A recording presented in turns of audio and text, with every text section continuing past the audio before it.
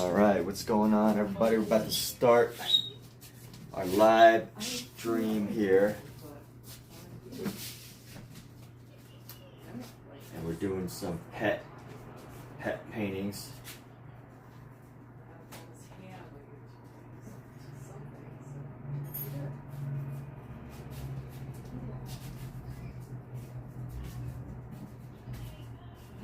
Alexa, how much time is left on the timer? You have 16 minutes left on your 1 hour timer. That's good. All right.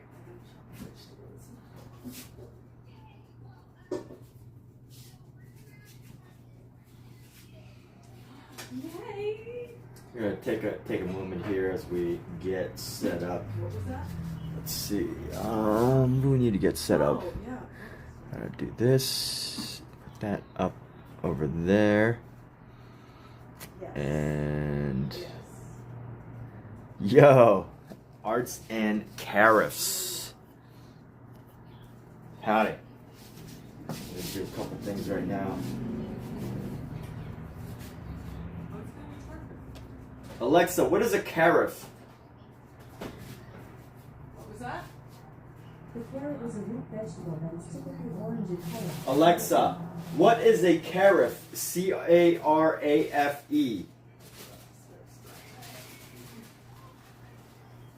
A carafe, often referred to as a carotag, is a glass vessel that is designed to serve beverages such as coffee or tea. It is characterized by its elongated shape and often has a handle and a spout. The carafe is filled with hot water and placed in a pot or kettle filled with boiling water.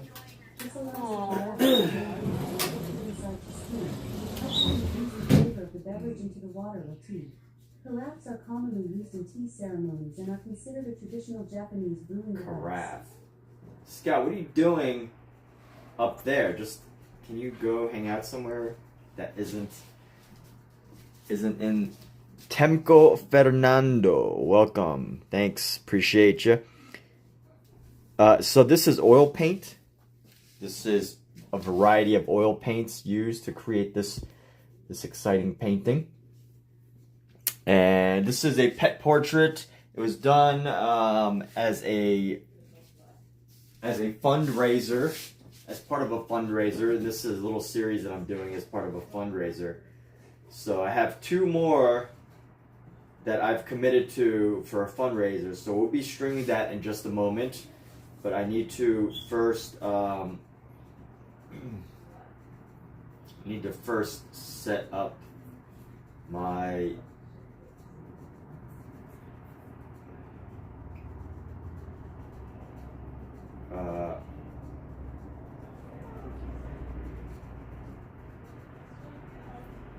set up my system here.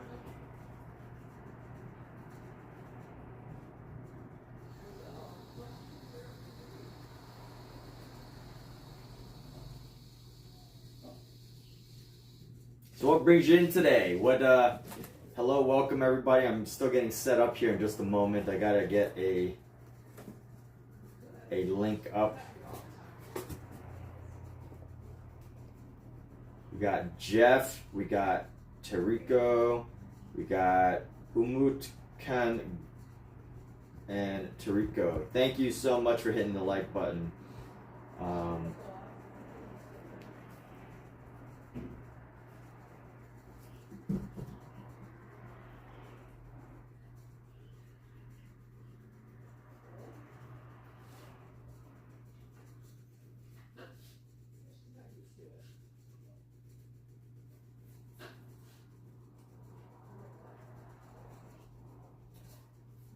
Uno momento. If anybody here is an artist, you are open to promoting your own live streams or whatever. Will I be doing another one on this canvas?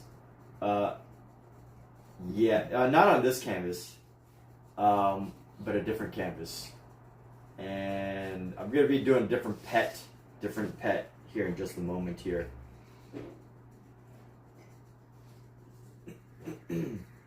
Let me see. Like this portrait right here. It's a cute little portrait. Another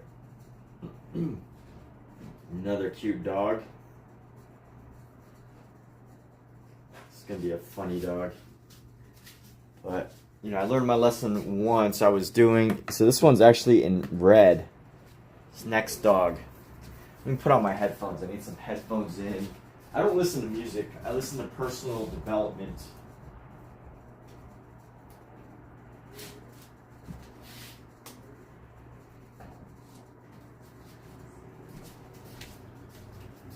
In case anyone's wondering whether I listen to music, I do not listen to music. I listen to personal growth stuff.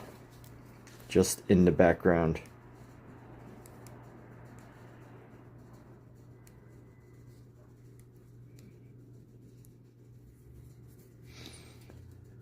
So let's see.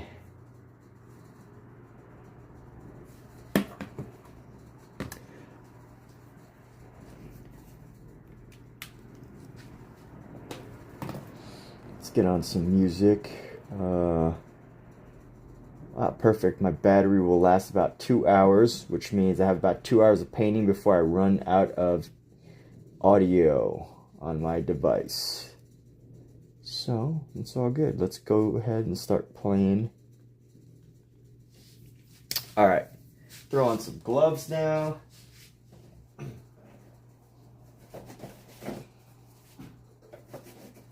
So I use oil paints, so I almost always wear gloves when I paint.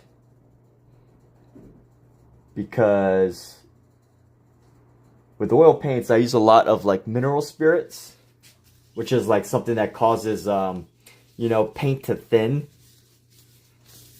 And because of that, as the paint thins, the paint thinner mineral spirits, it can be really bad on your hands. So, in order to better protect my hands and, you know, be able to use them for long amounts of time, I have to take care of my hands. Excuse me. All right. You were at your dad's today.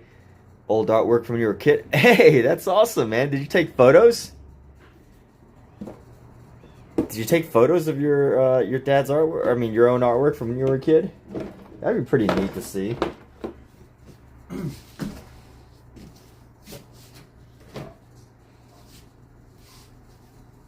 So let me see. Got this right here.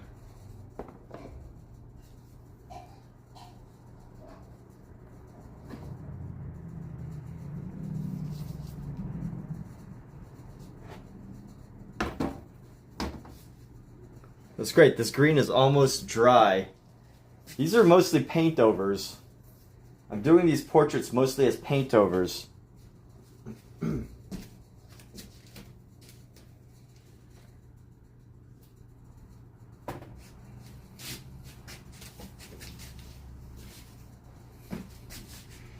Did take photo. Davi360. What's up, Davi360? How are you? So here's an interesting thing that I'm going to be doing. I'm going to be doing this pet portrait on green, but here's why this is interesting, is the actual reference photo is bright orange.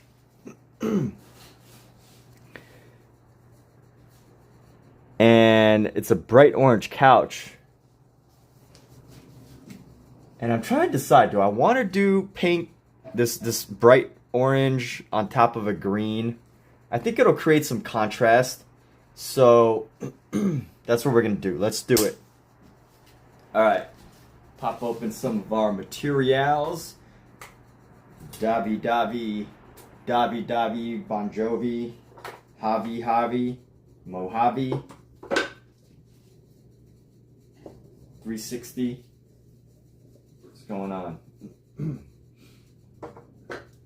So let's see this cute little dog that we're going to be working on. I'm going to start with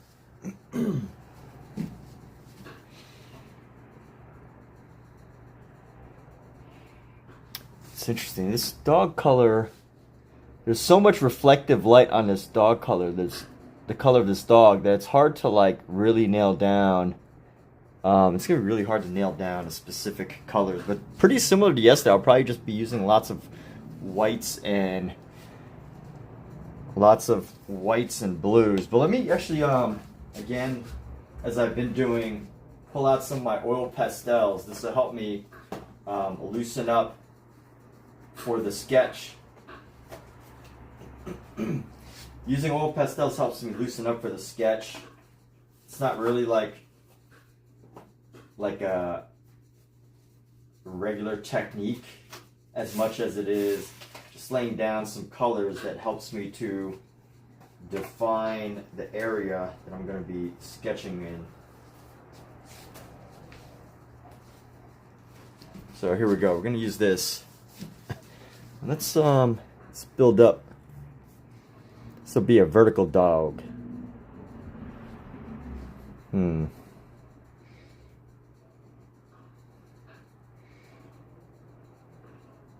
Let's try to find rule of thirds. Let's try to find our rule of thirds here.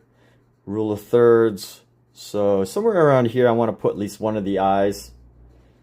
I want to put at least one of the eyes like right here. Or maybe rule of thirds would be like that. So one of the eyes here. And then the nose here. Yeah, so I want to put the nose right around here. And maybe... So rule of thirds is a compositional rule that helps to create like a visual effect that your eyes are normally, if you have stuff on a page, your eyes are normally drawn to where the thirds lines meet. So if you separate this into thirds, you imagine some lines. And I don't do it exact. I pretty much guesstimate it. I like to just guesstimate things. So, you know, it helps to keep my own unique take on things. So here we go. We're gonna do an eye here. All right, let's get started. I'm gonna do, and then another eye here.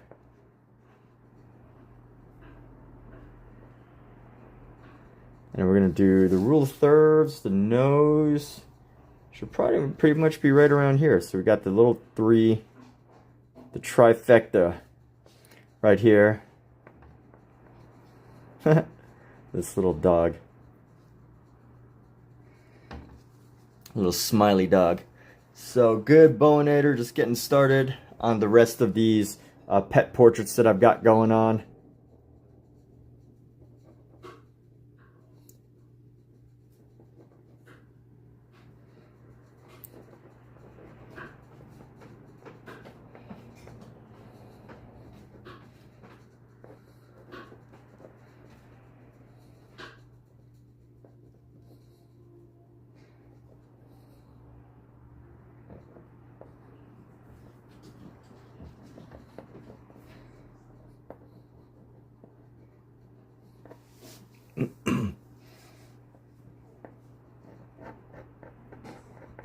So Omizu's going to have some photos to share with us, some childhood drawings.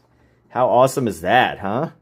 I look forward to seeing them when I finally do. I almost want to keep this pet portrait fairly loose like this. I kind of like it. It's like funny looking thing, but you know what? I can do that for my fine art pieces. Alright, this is going to be coming around like so. And let's see, where might the rule of thirds be? If these are the eyes, this is the nose. Going to get two paws like right around here.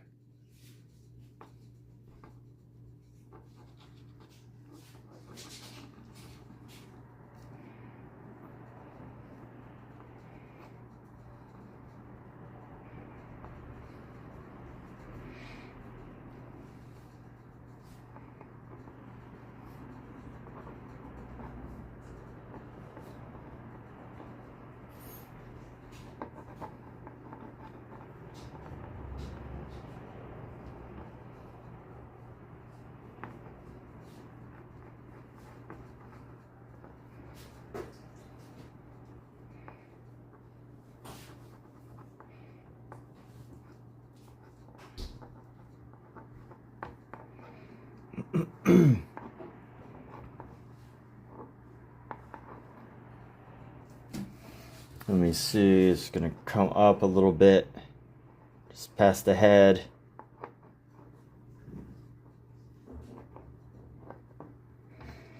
And let's just get some body shapes on these initial sketches here. Let's get some black into this. I should just send it out like this. You will post soon. Good, awesome, look forward to it. Can't wait. I mean, I can wait, but yes, I will comment.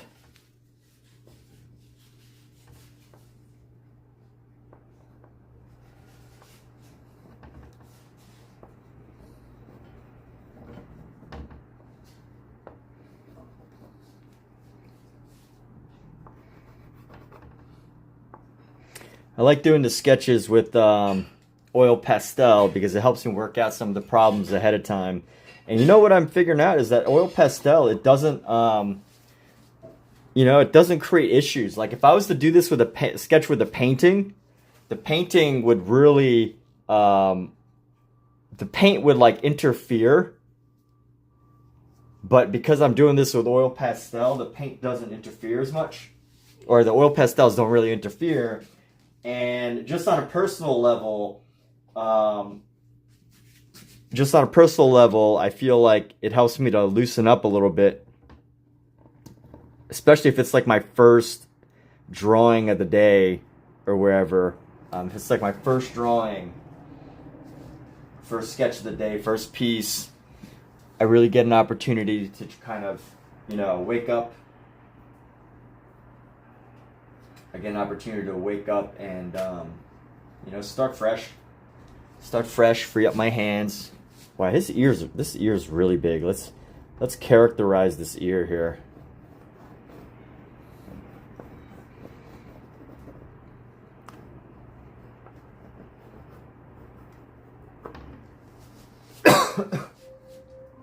Alexa off.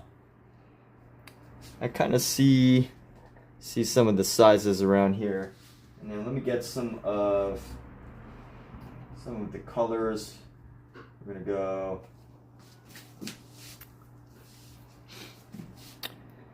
let's get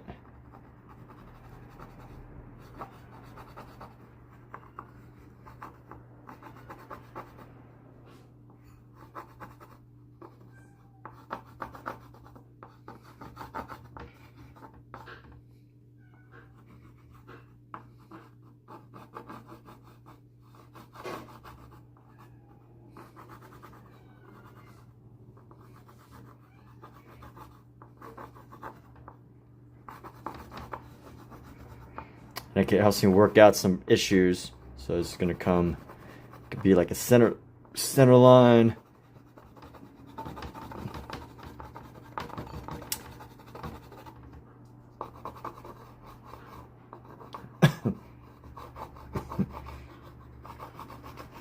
So really, again, this is just a loosen up sketch.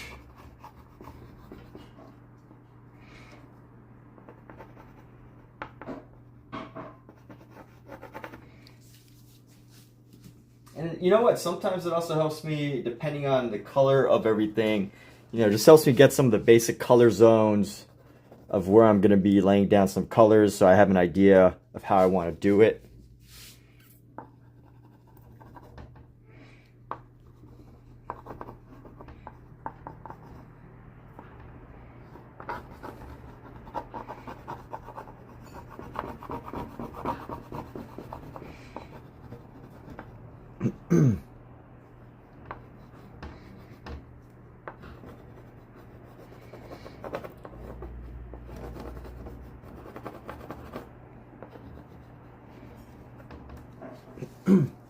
Alright, let me color the area around it here.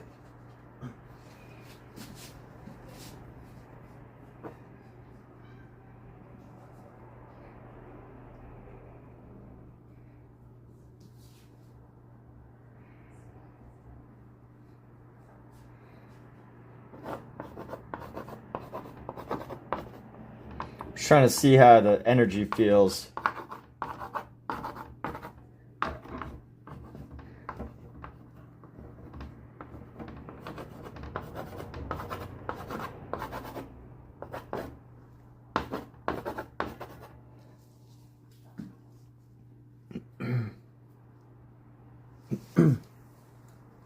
All right.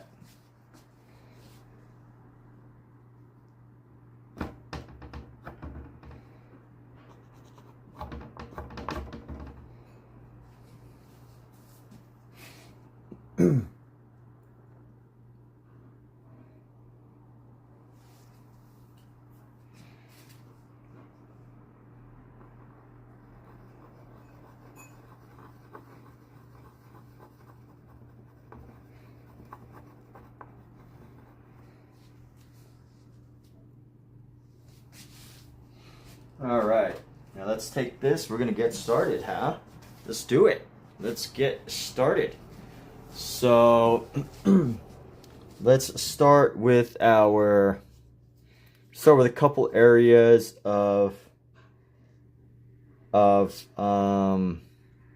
start with some areas of ochre.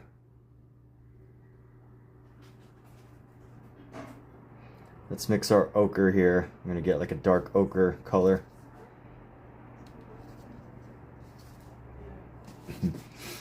And we're gonna come right into here.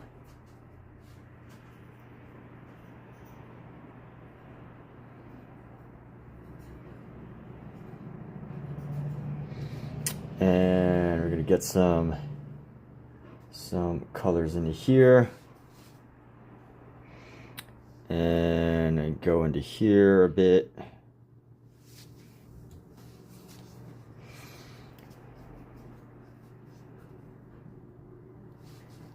And let's go darken this color.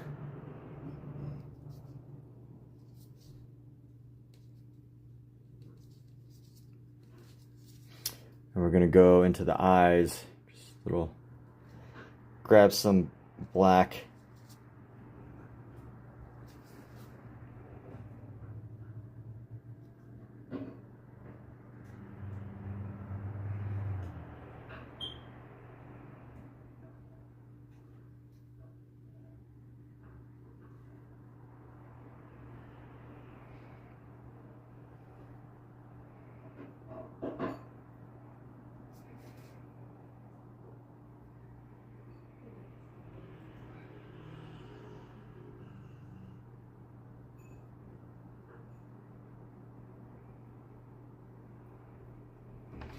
And over time, we can, of course, modify this.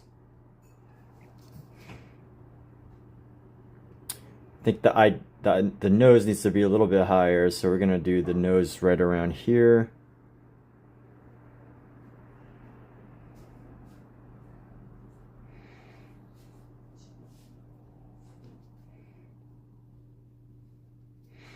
All right, and you know what? If you're still working on your news, let's celebrate people's New Year's resolutions, because if you're still working on your New Year's resolution at this time right now, you're doing great, because the average person drops out after 2 months. How wild is that? After 2 months, so pretty much it would have been 3 months since the New Year's resolution. Obviously, if you just started your New Year's resolution, then you're probably at an advantage, right? There's an advantage to procrastinating. So advantage to procrastinating. You made it this far, so you could say that you lasted longer than people who have already quit their resolutions. Amazing, right? This is amazing how procrastination can benefit, can lead to a positive outcome. All right, so hey, what's up, Danny? I actually might try to keep this more cute than overly painted, because this is not a memorial piece, which, you know, I feel like makes me feel less pressure in trying to make it to be so serious with it.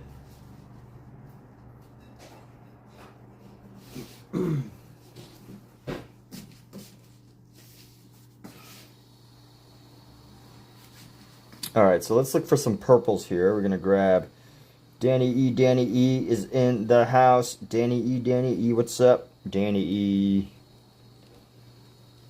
Is she in the house or is she just in the room?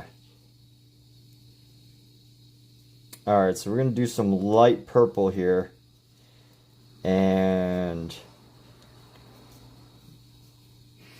let's see, we're going to go light purple into here.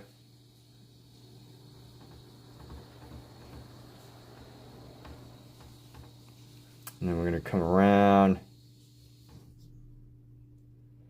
Let's go right into here. And then we're going to come into here with the face.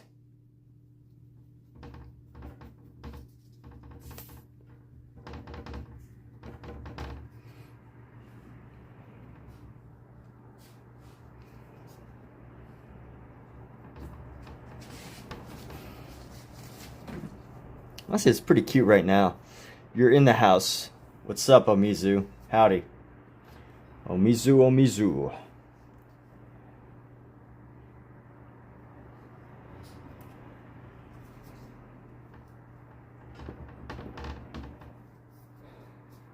So let's see here. We're gonna go.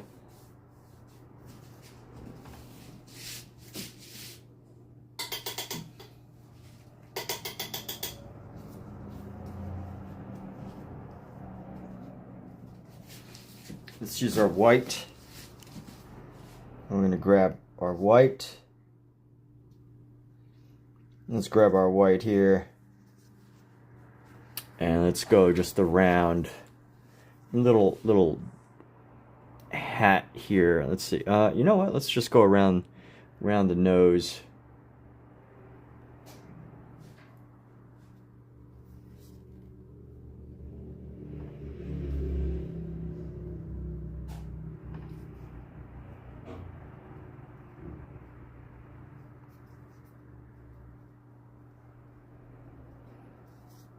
Got a cute little haircut, this guy.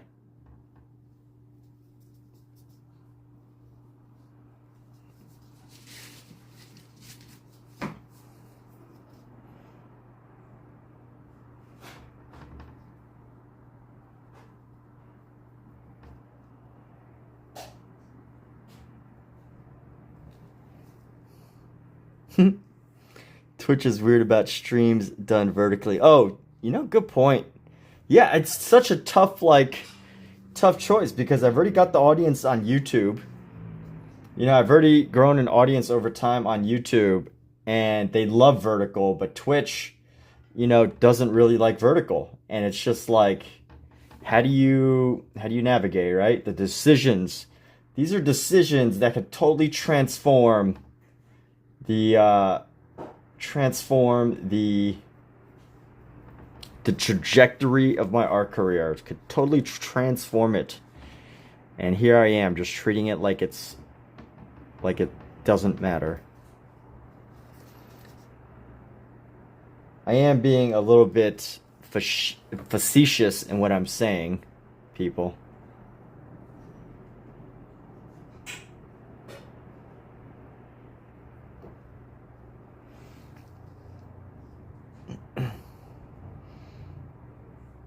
Trying to think how I can keep this cute little look without getting, how I can maintain this cute look without getting overly painterly. Maybe if I just keep it rough looking.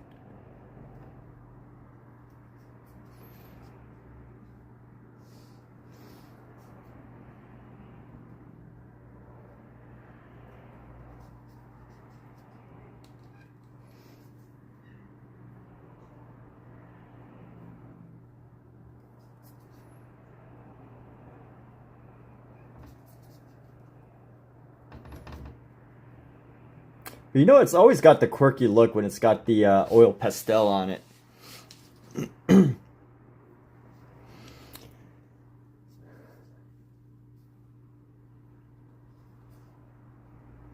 I think I just have to do like flatter painting. You know, flatter painting rather than trying to really cover every shade. But we'll see. We'll see how I feel as we continue this on. Don't always know at this point. You know, sometimes my habits will just kick in, you know? It's like when you paint something, it's just like your mind, your body, your habit, your personality, you just can't help but do something, right? And I think that's where style really comes in, is, you know, there's some perfectionists out there, and they just like cannot finish a painting. You know, they just cannot end a painting until it's literally like perfect, right? And there's some people who, you know, could just do that. Like, you know, some people would just do it digitally and do everything flat, make it cute, and then they would be done. And that's like totally great with them. And then, you know, no matter how hard you try to like be abstract and do something unusual, you know, there's going to be something in the back of your head saying, no, this isn't, you can't do this, or, you know, you got to do more, or whatever. And, you know, our habits will always kick in, whether they be good habits or bad habits. And of course, the beauty about art is it's always subjective, right? Like, you know, obviously if you want to do portraits for people, you have to, there's an expectation of what it's going to look like. But of course, these portraits that I'm doing, they're not, so it's called Roughly Drawn. It's a fundraiser, and technically there's like, you know, technically there's no expectation, because, there's just, you know, it's called Roughly Drawn. It's not expensive to have a portrait requested. It's not expensive, so therefore, you get all sorts of artists. It's just a fun, get it? A fun fundraiser. Most people think the word fundraiser and they think funds with a D. Money. But this is a fun raiser with a D in it. A fundraiser. And this is a fundraiser, not a fundraiser. I just made that up. So, anyway, I'm going to keep going with this. It's nice to be a part of a community-driven fundraiser.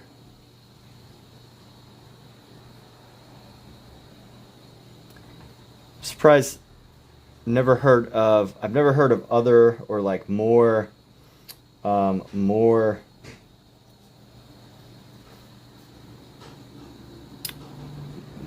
animal shelters. I haven't heard of more animal shelters doing something like this. This is a great idea. Getting the artists in your community involved, getting the families and people that have been positively affected by the animal shelter and all those things.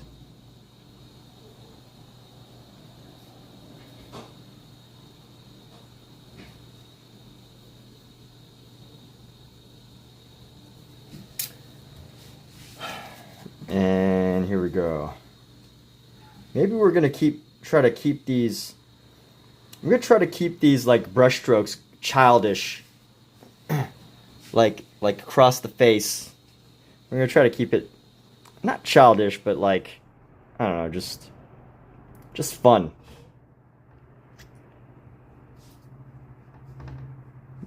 Might even say amateurish.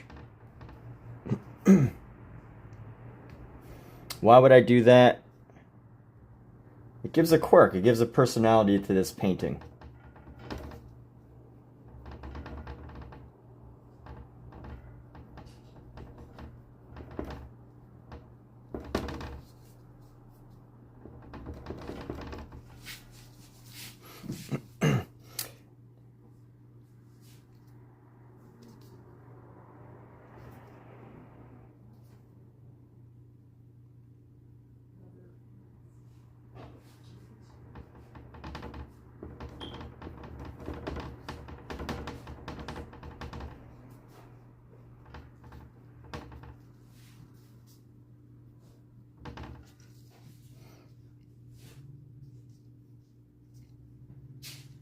Fun razors. What does that mean? What do you mean fun? Oh, fun razor. Alright. Alright, Omizu.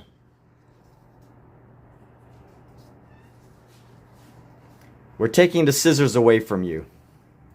You're no longer allowed to use scissors.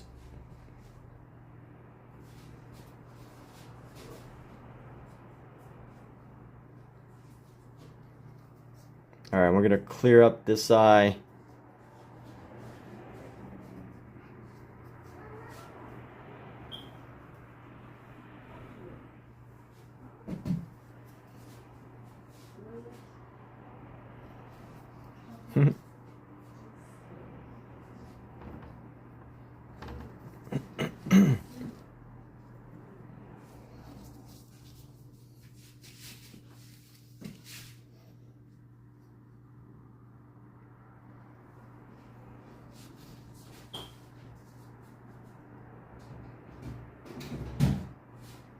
Yeah, let's find some. We're using purples for our mid shadows, Alexa, set pretty timer much. for 1 hour and 30 minutes.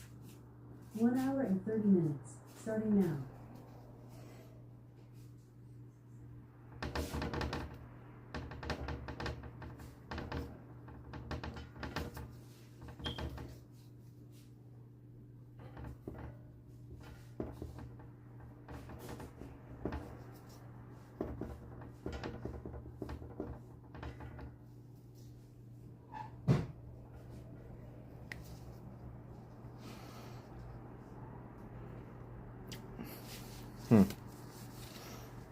And let's go. We're just gonna keep using white. We're gonna keep building up.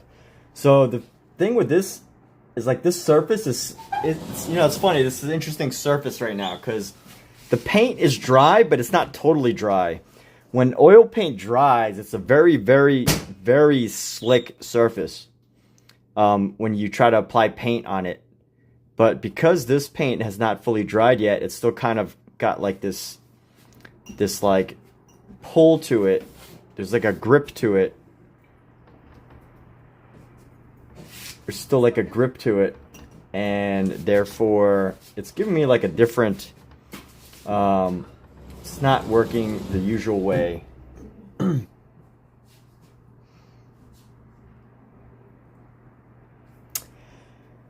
That I might expect from a dry oil paint, because this is oil on top of oil, oil pastel on top, oil on top of oil pastel on top of oil on top of oil.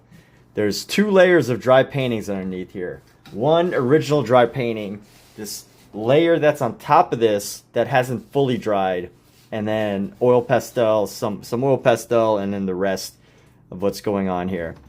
Why did I do that? Because I constantly love just, you know, just feeling out what how paint is affected at different levels.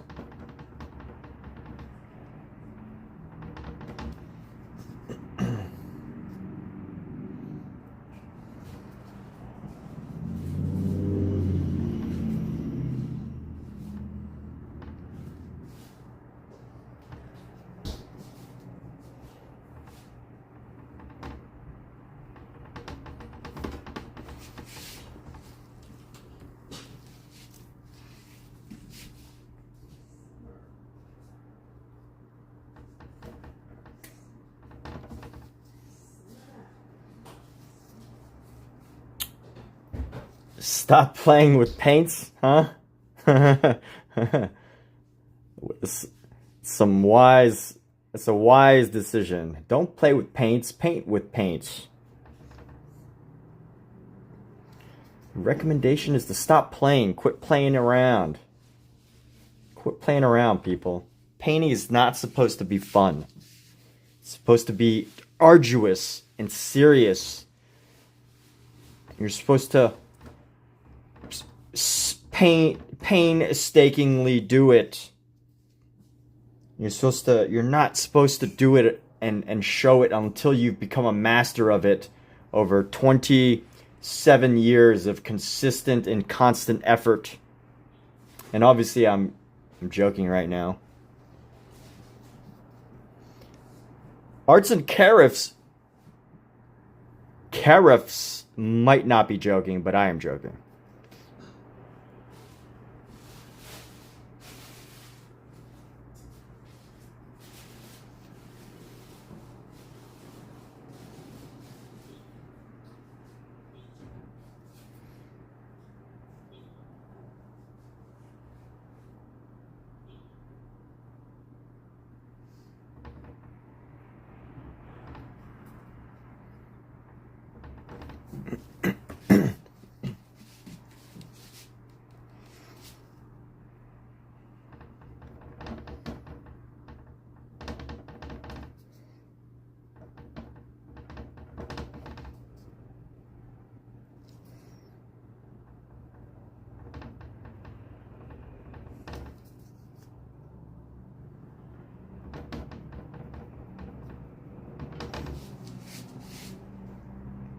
Alright, let's see.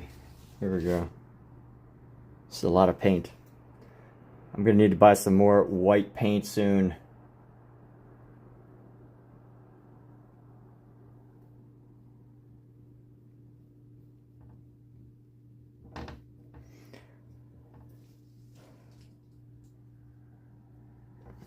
And as Michael Wilbur might say, put some paint on that brush.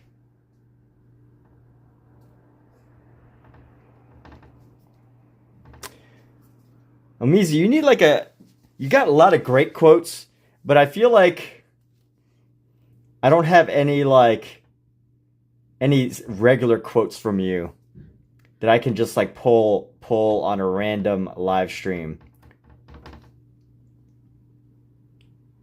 I don't have any repeatable Omizu quotations.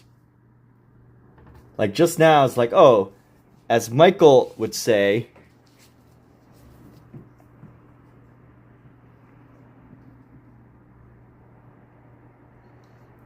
But I feel like I need a repeatable quote from you that I could be like, as Omizu would say.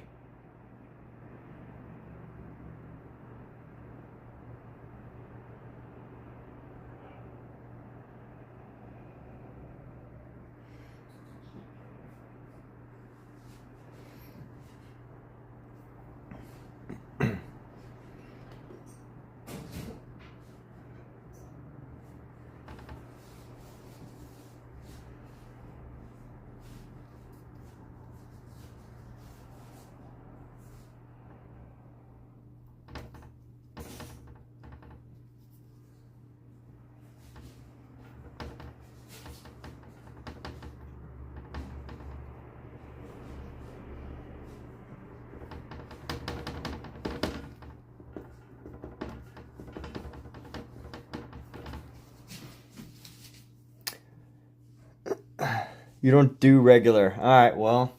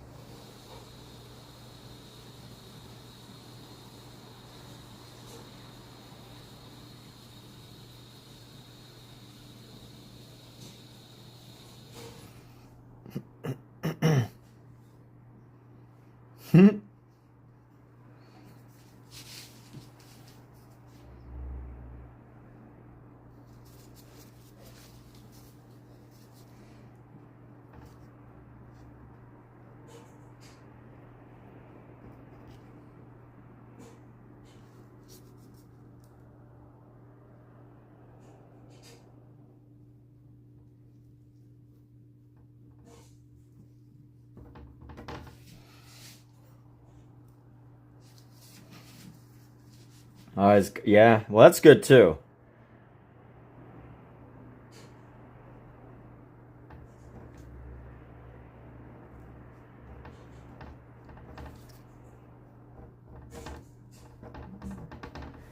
You be you.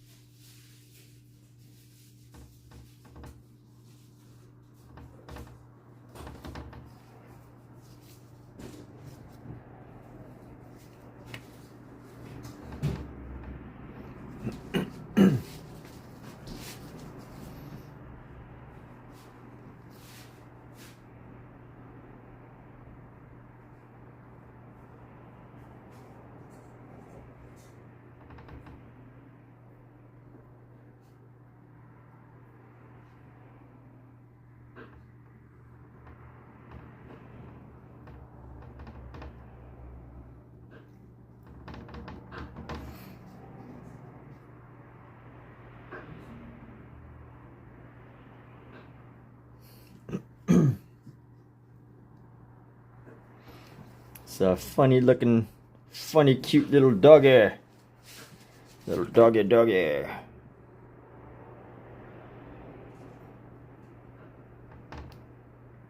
You know, now that this is starting to come together,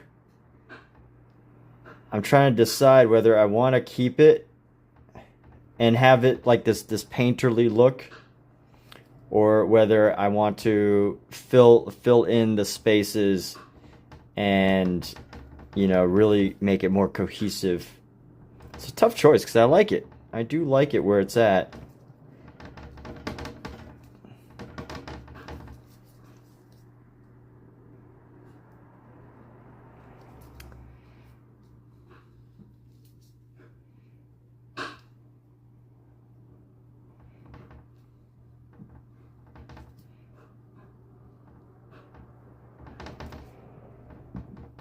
Excuse me.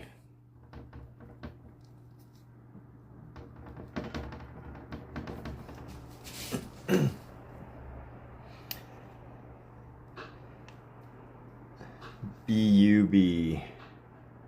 Be me, be me, be me.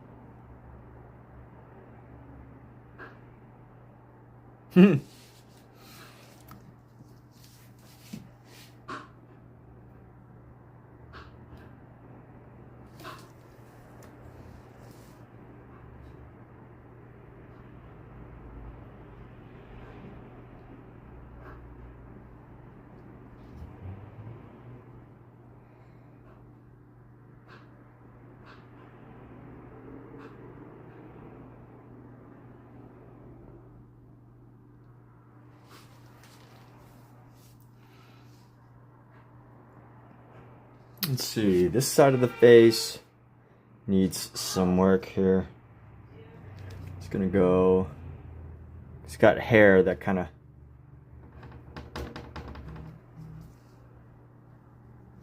got a couple little hair pieces like that. Let's exaggerate some of these little hair marks.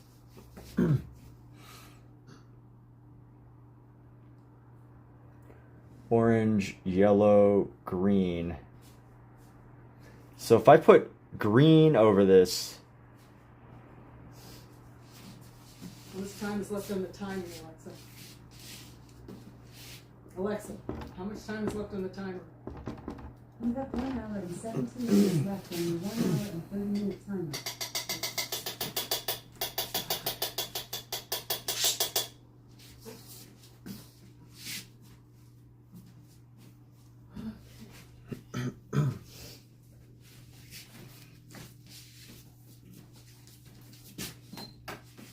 Let's find a nice red.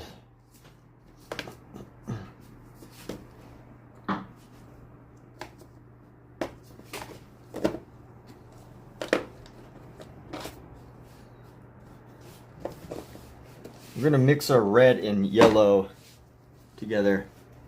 Yo, what's up? Edits is here. Edits has arrived. Let's all roll out the red carpet for Edits, the future soccer star. Edits, I hope you're doing good in soccer still. Hope you're sticking with it. If you're not, I hope you found something else to keep you entertained and to make the best out of your amazing abilities, which I just assume you have amazing abilities, but I don't know for sure. I'm just gonna have to guess. If you're watching an art stream, then I'm gonna guess you probably have amazing abilities, because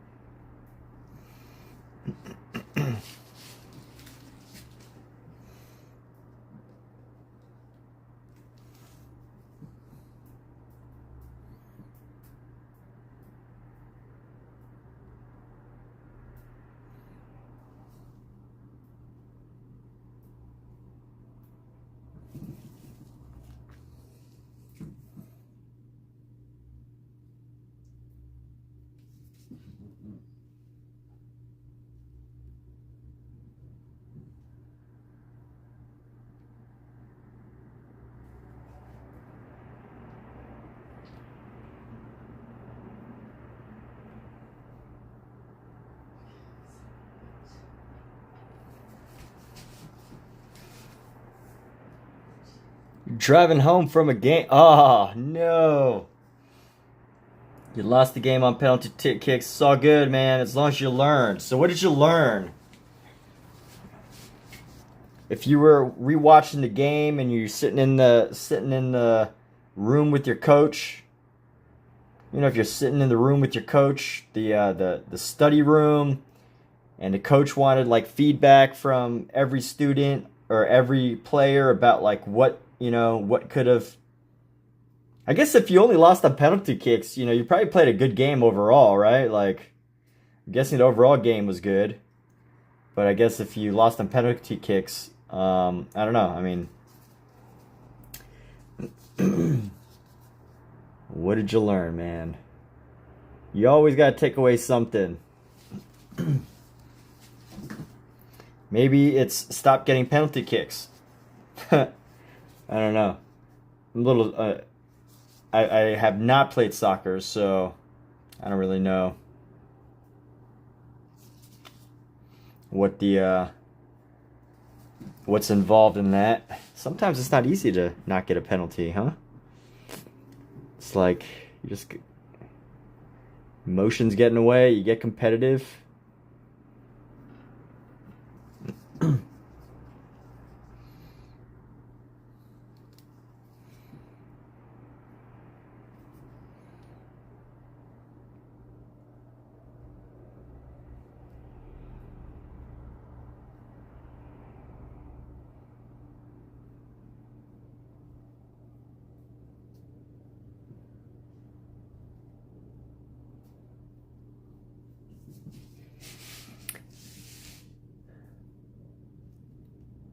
You didn't play the best? Alright. Well, as long as you have an idea of what you did, man.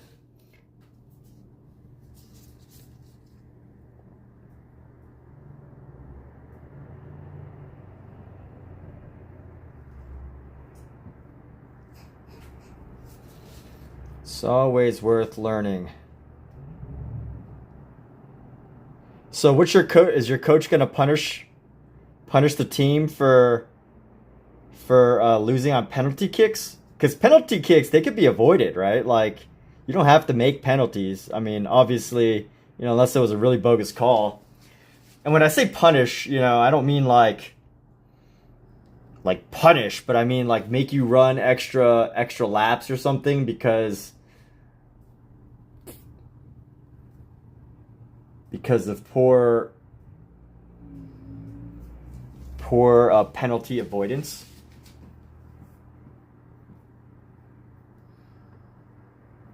I don't know what they call it nowadays in school because they're not. I don't think they're allowed to use the word punish. Are schools allowed to use the word punish these days? Not really. Not really? Okay, well. There's no negativity. This is lovely.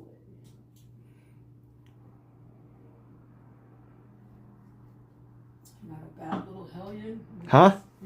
You're never a bad little hellion. You're just mischievous and rambunctious. Right.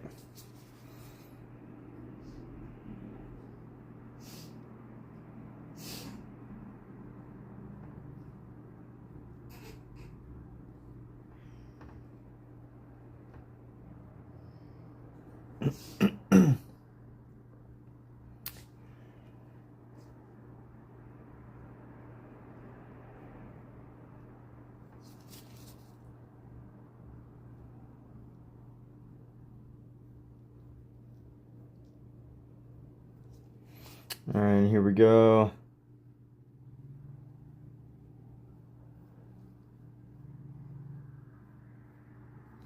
So I already had this canvas painted green. So my goal is to use yellow and red to interspersed. So rather than painting it over with orange, because what I'm looking at is the person who submitted this reference, the person who submitted this for the fundraiser,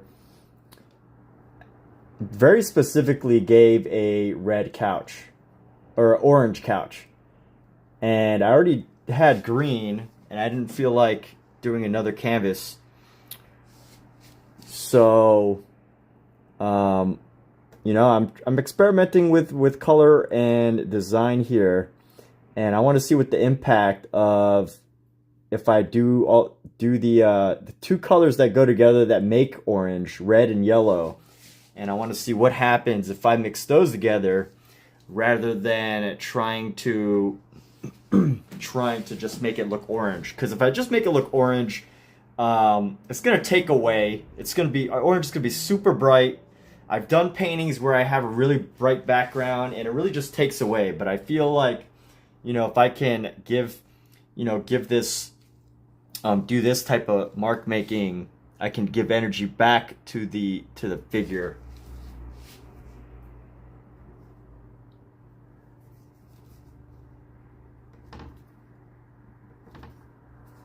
When I was in high school for wrestling, a punishment that our coach would do is was called the Black Flag Day. And basically they would tape, and this was in a wrestling room, they would use like duct tape, tape a black flag to the wall, and we weren't allowed to end practice until the black flag fell off from all the sweat and moisture in the room. And that was our punishment some days. And honestly, like, you know, 3 hours was enough time, like 3, maybe 4 hours. But, you know, sometimes they put the tape on extra good. And you know, it's just what it is. So let's go ahead and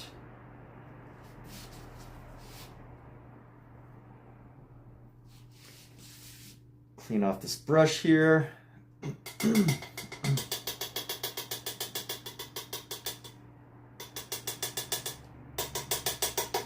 Arts and Cares wants to bring back punishment. Hey, man. Bring that up with the school system.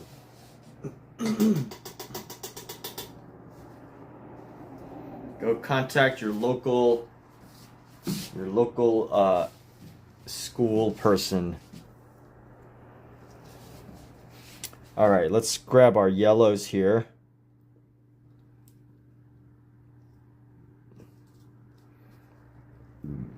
Excuse me.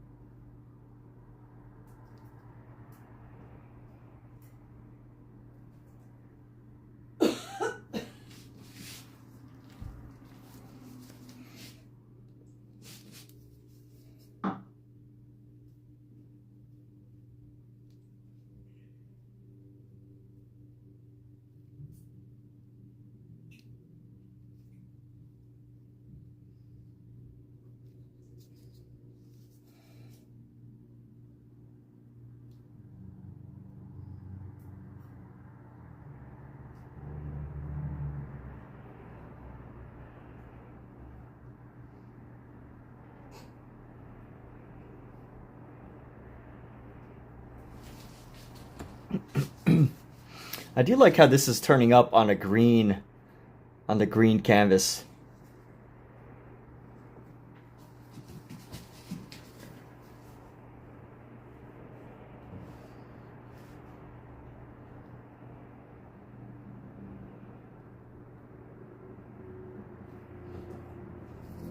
Ooh, here's a good quote. Happiness doesn't arrive when the economy gets better.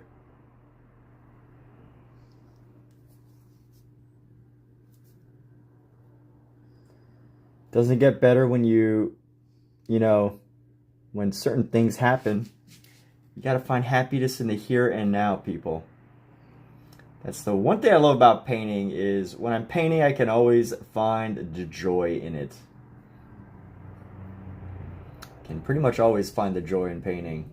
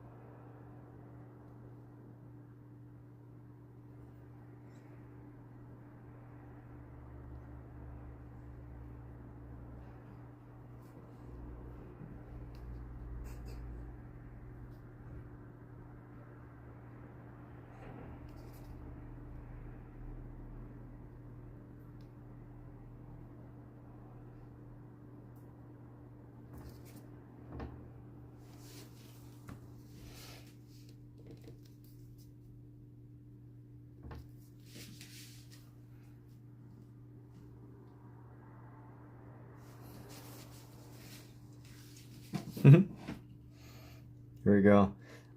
Although, you know, I like where this is at. I think I want to... The area around the body just feels like The body feels a little bit incomplete, so that is something that I want to work on. Let's actually go down here.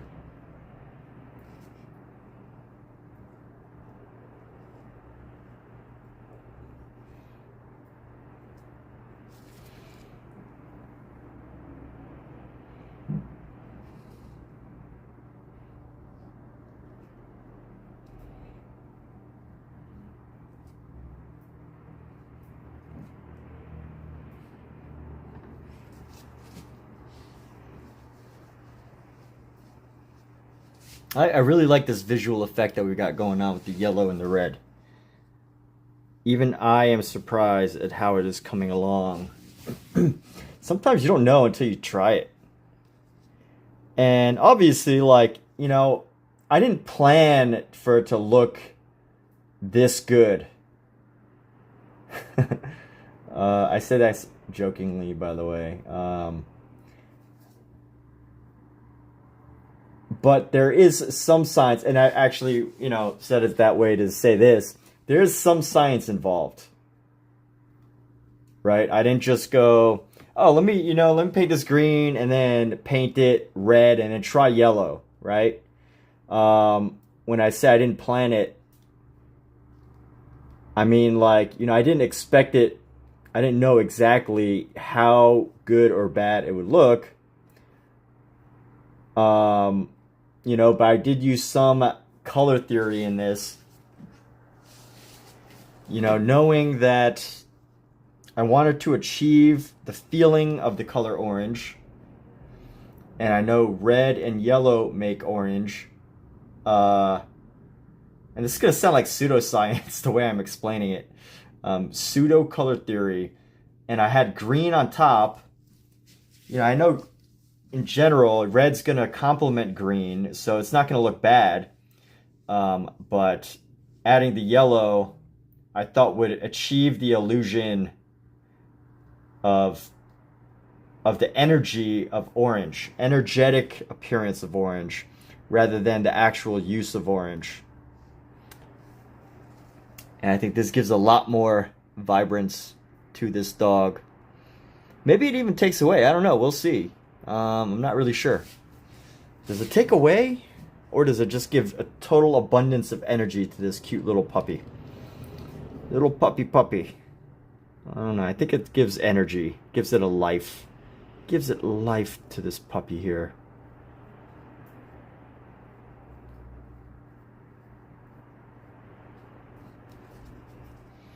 Alright, here we go.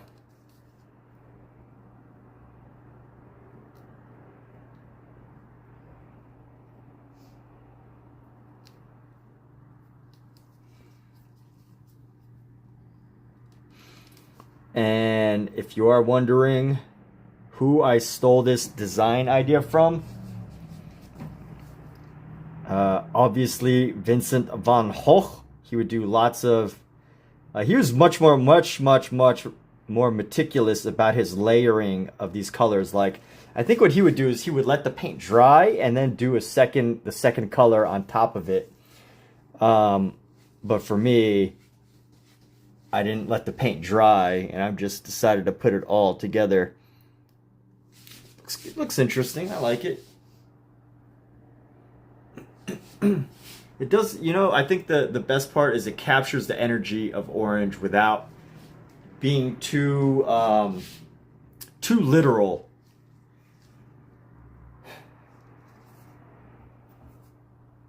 You know, I think people like such as myself who are too literal with things, and other realist painters, you know, I think who are very literal, as in, you know, whatever they see is what they want to make. You know, there's certain things that you could do to break out of that. Which, it just occurred to me as I'm saying this whole thing about taking things literally. It makes me wonder if, you know, people who who obsess over realist art are just people who just take everything very literally. I wonder if that's a common characteristic. But anyway, let me stick this charger in here.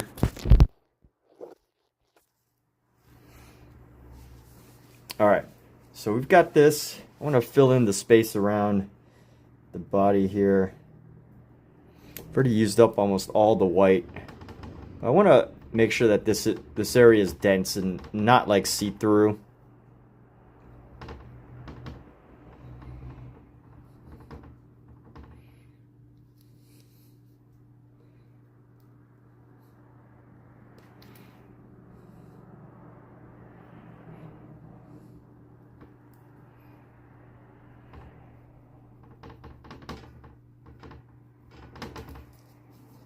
Let me grab some more white. I've probably used like, I don't know how many ounces of white for this painting. I probably used like at least an entire three entire tubes of white for this painting. I already need another 150 milliliter tube of white.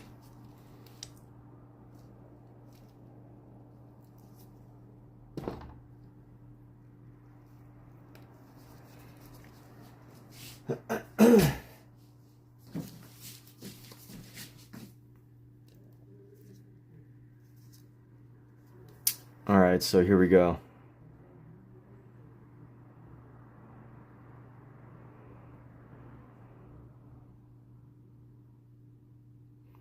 You know what? I do like the dash marks. They give a consistent feel of energy across the entire painting, even on the figure, which is good.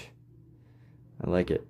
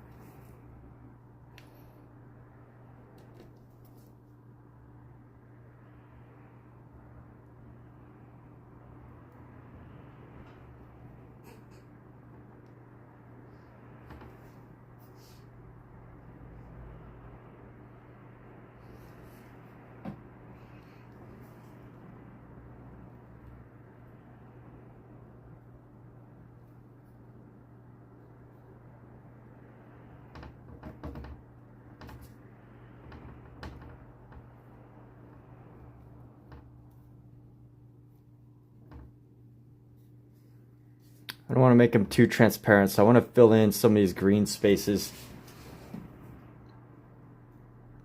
Stab my eyes out? What? Mizu, I said you're not, arts and crafts, you're not allowed to have scissors anymore, alright? What is going on? No more scissors for you. No more internet. You're banned from the internet, Omizu.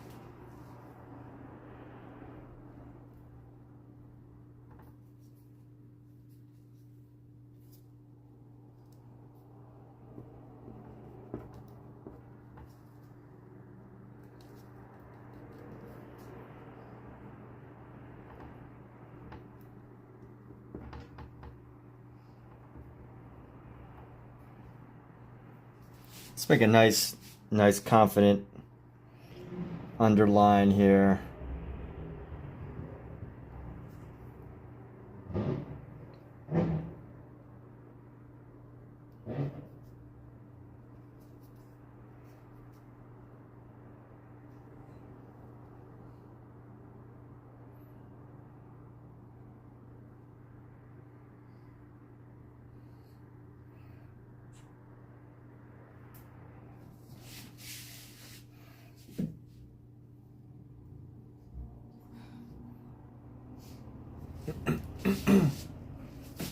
All right, you know what? We're gonna call this one done. Just gotta get the name.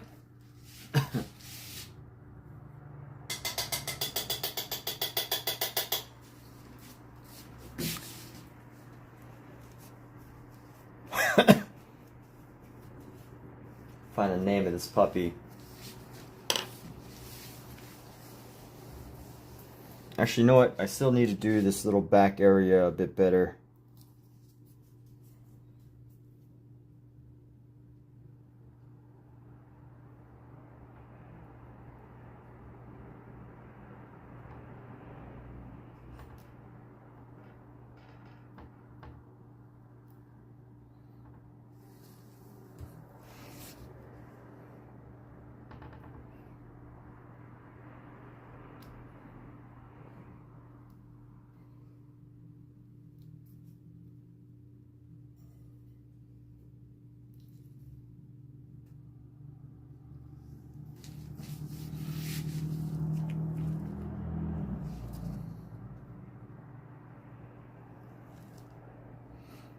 And let me see if I can find a good gray. That would be ideal.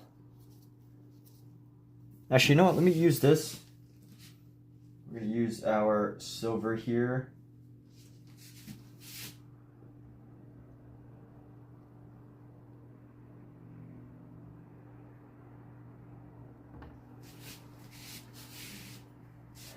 And that was our Sennelier Oil oil pastel.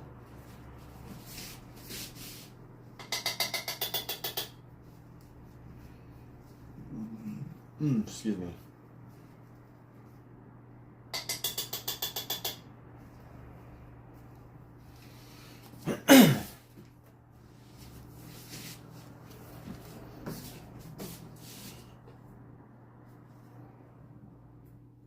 And let's find the name here. I think the name was Icarus. What a cool name for a dog. Let's see. Icarus. How am I going to fit Icarus on here?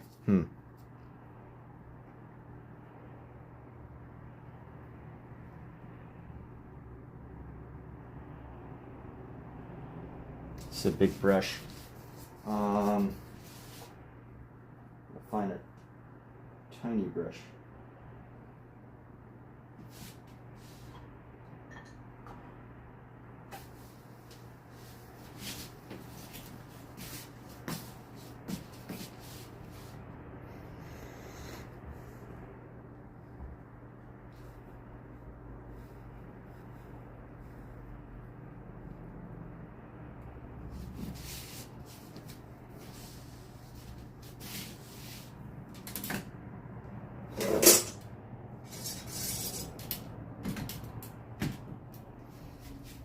Alright, let's find...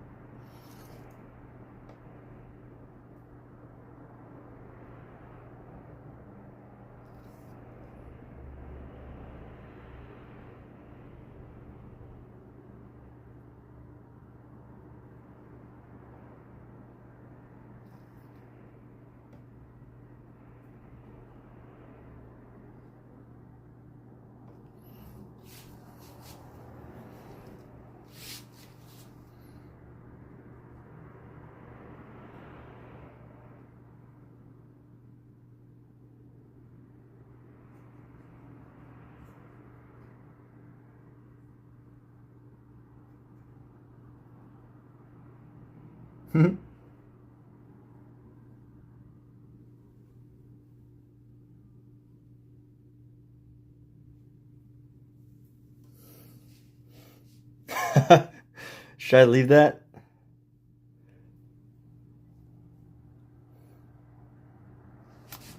I think I got something here. I think what I can do.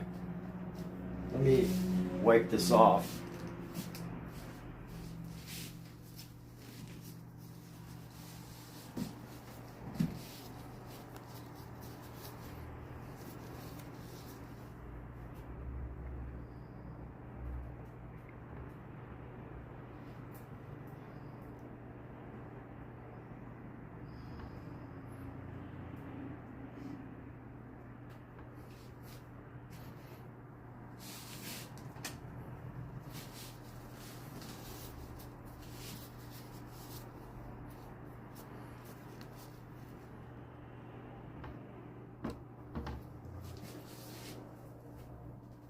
I wonder if I could fit ICARUS.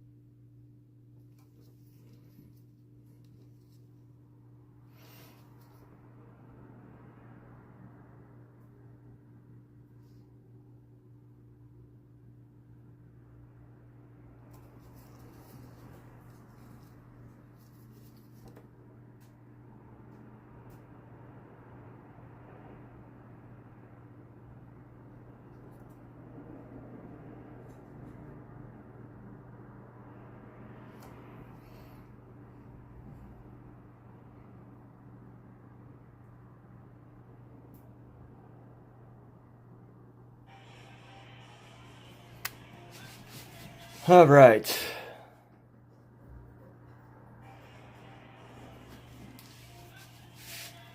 Alright, let's clean our brush off here.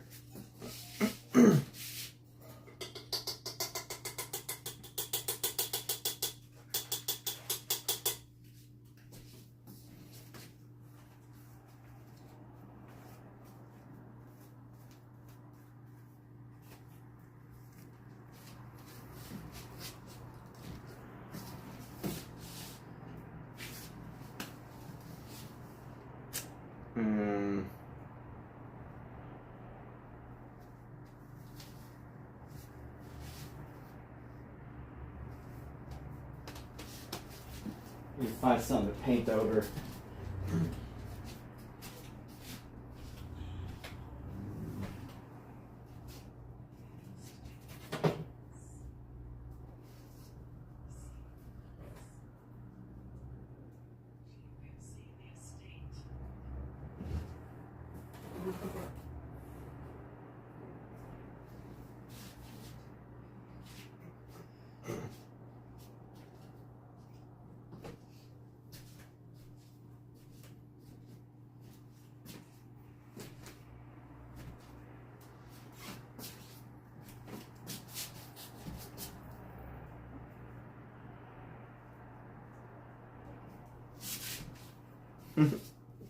All right, here we go. So we're gonna do this paint over on this.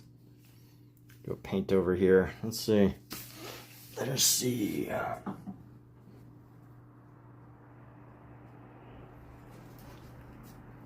Let's take some photos before we start our next one.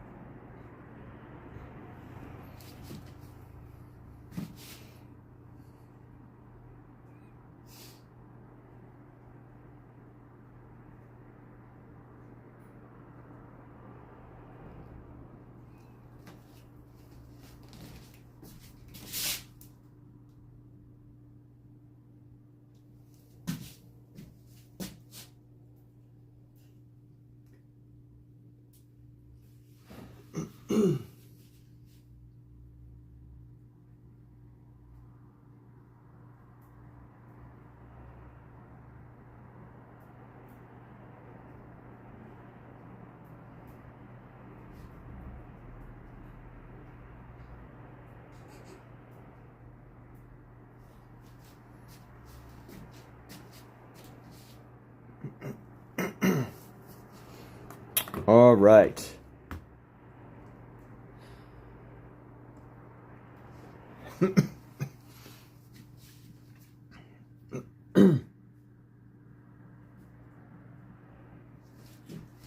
Let's swap out this painting here. Do a nice paint over here.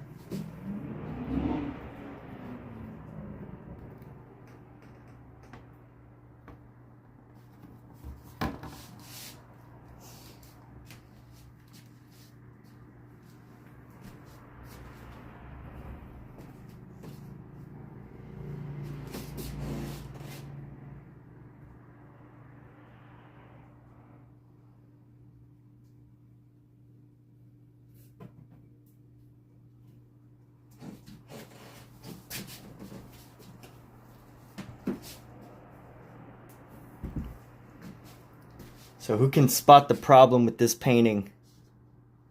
Hint, hint, I'm pointing at it right now. This eye's pretty jacked up. Because this eye is basically, if I was to cut it in half, you know, it's like the front eye. You know, looking straight at you. As opposed to an eye that was looking ahead. At an angle.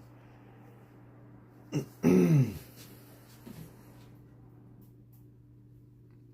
I love how smooth the surface is. If you've ever like touched an oil painting, it is an experience.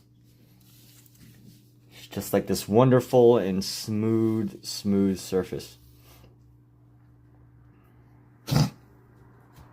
So I'm trying to think of how I want to design this. Alright, we're going to need to raise this up a bit. I wish I didn't have to keep turning my phone off. Need to set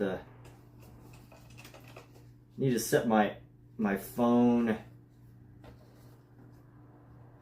righty tighty, lefty loosey.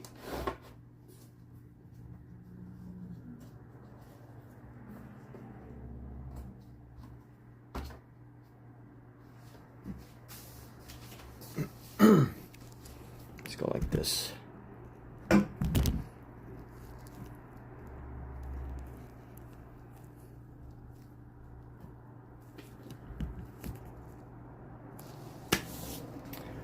let me see how I can screen on. How do I always on display? What does that mean?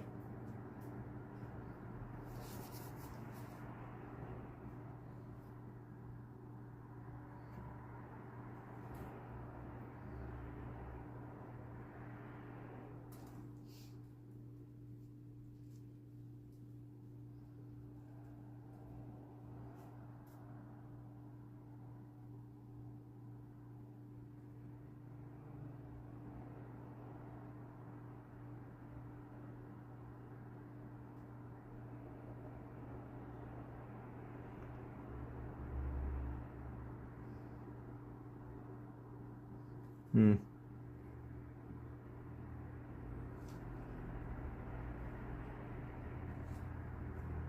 trying to keep my phone unlocked so I don't have to keep tapping it.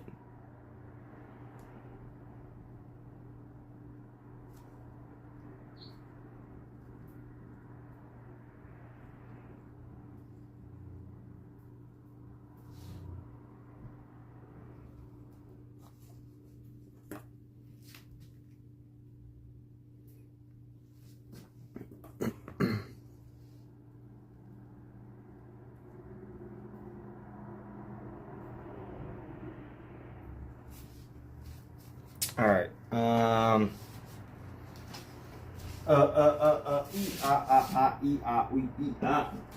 What's up, Fern? I mean, Pookie.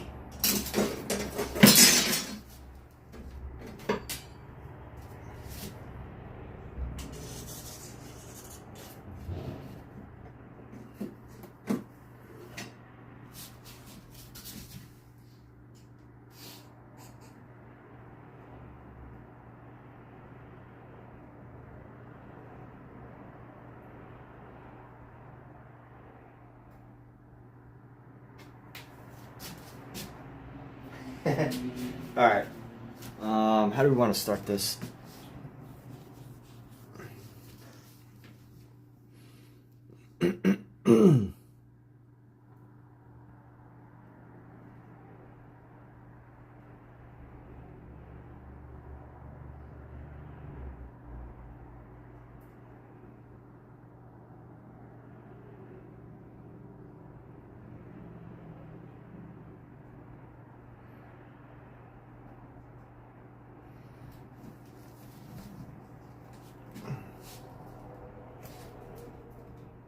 Alright, let me grab an oil pastel here.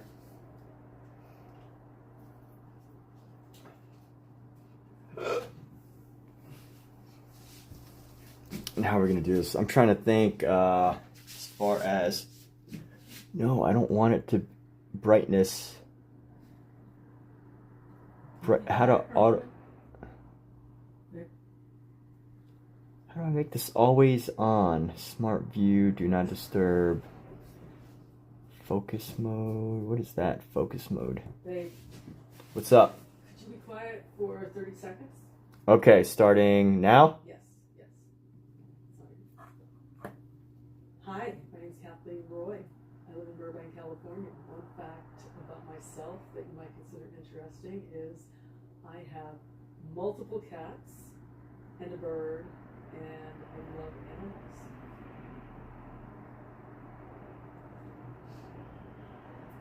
Hi.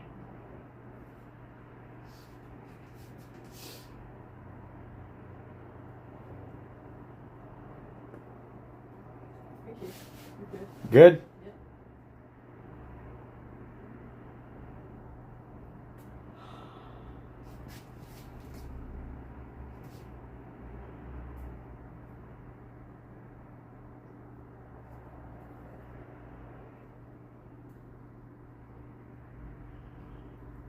Hi, my name's Kathleen Roy. I live in Burbank, California. One fact about myself that you might consider interesting is I have multiple cats and a bird, and I love animals. All right, let's see. So, rule of thirds. Let's try to find rule of thirds.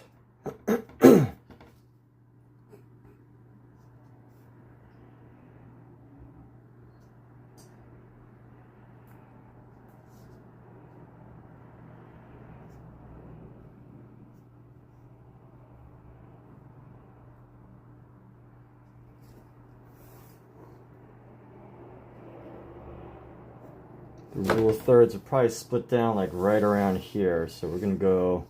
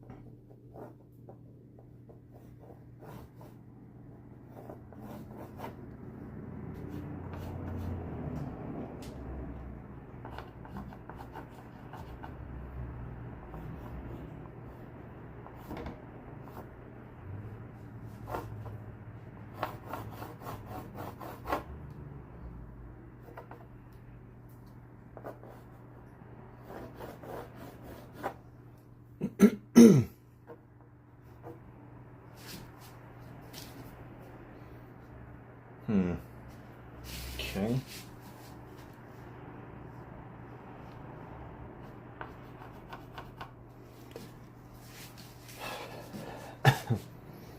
And let's get the shape here. We're going to go.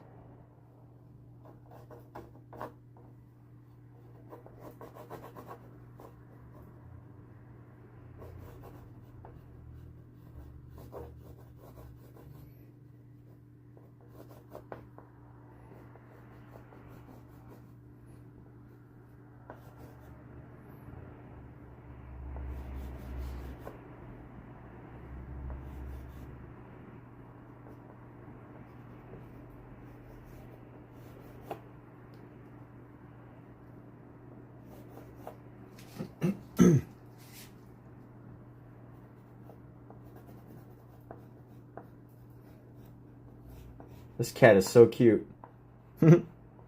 Why are cats so cute?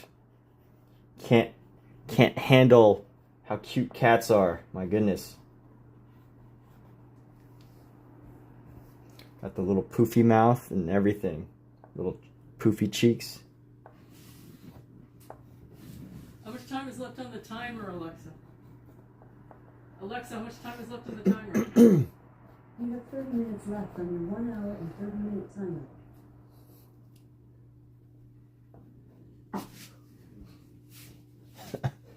So it's a pretty good photo.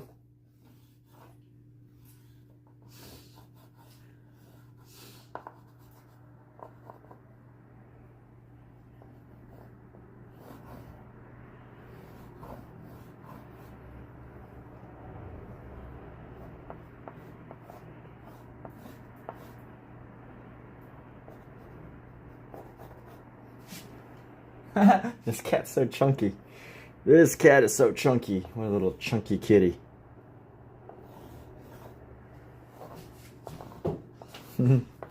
Alright.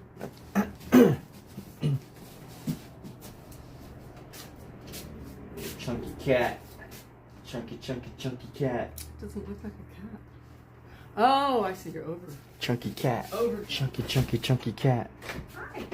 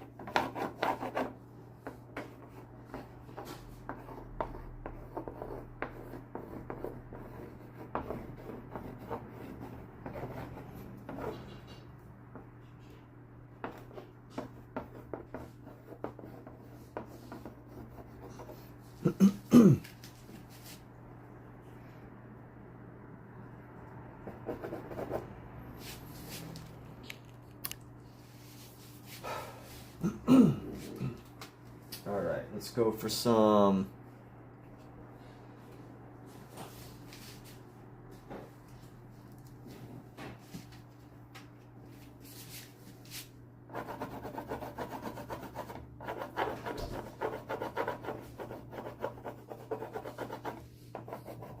You know, one thing I like about doing paint overs is that the paint overs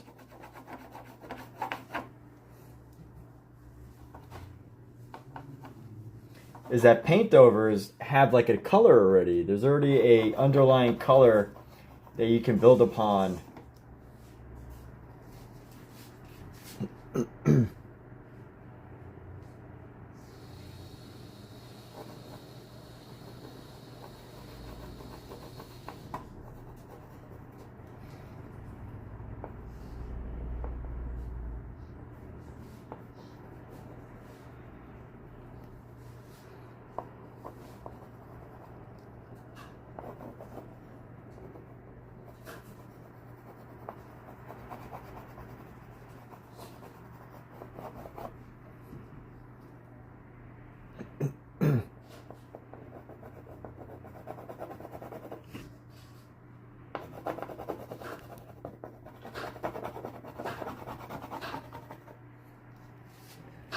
Trying to find the shapes of this animal here.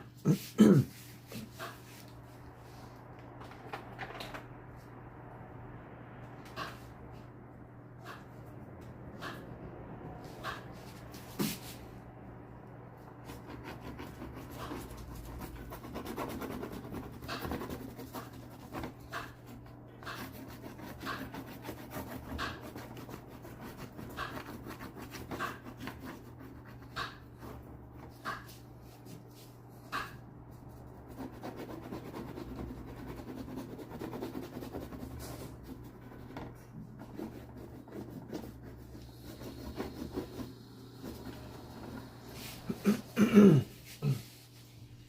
go find the whites. Go find the whites in this kitten. Actually, you know what? Let's bring in a pink first before we bring in our white. We're gonna bring in a little pink nose. Let's see. The bottom of the head's gonna come down. It's tilted at an angle.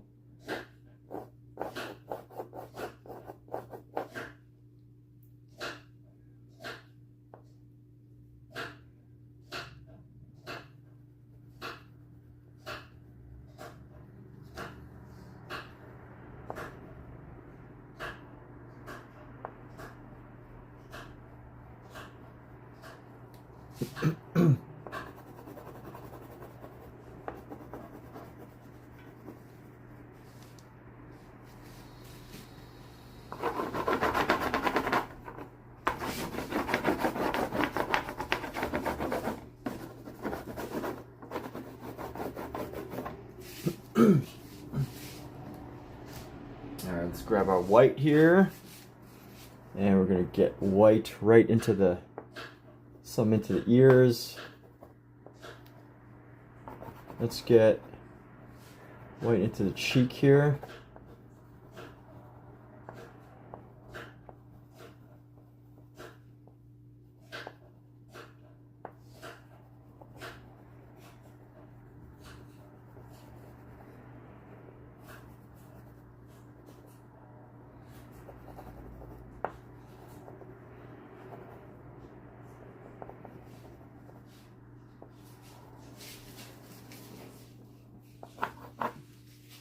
Why does my phone keep turning off? Alright, let's go like this.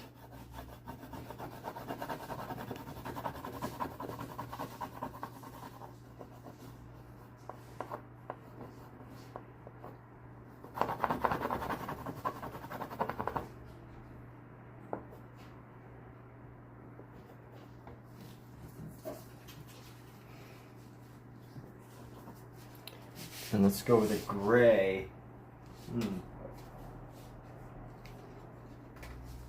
Go with some browns into the face here. The nose.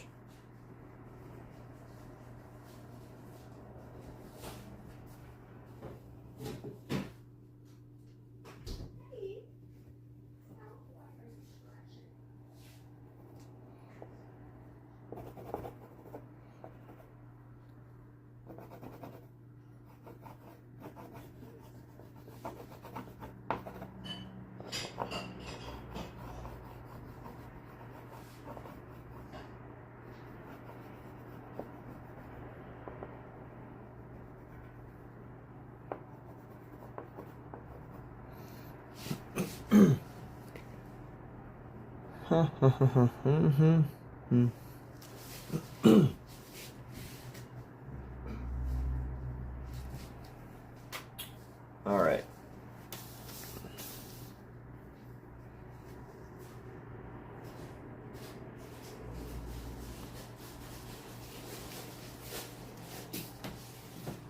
Use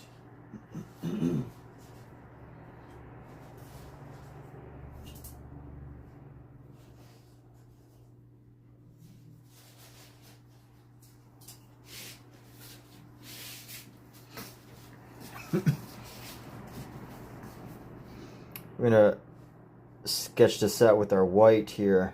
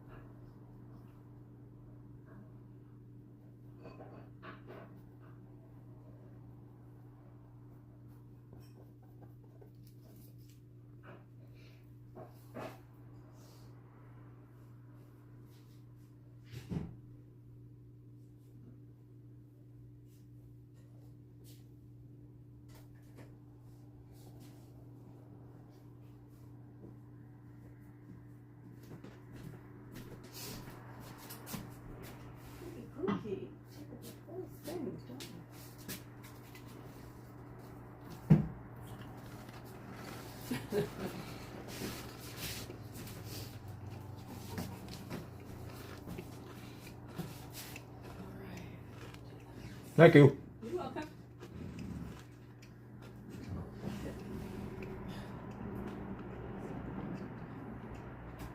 All right.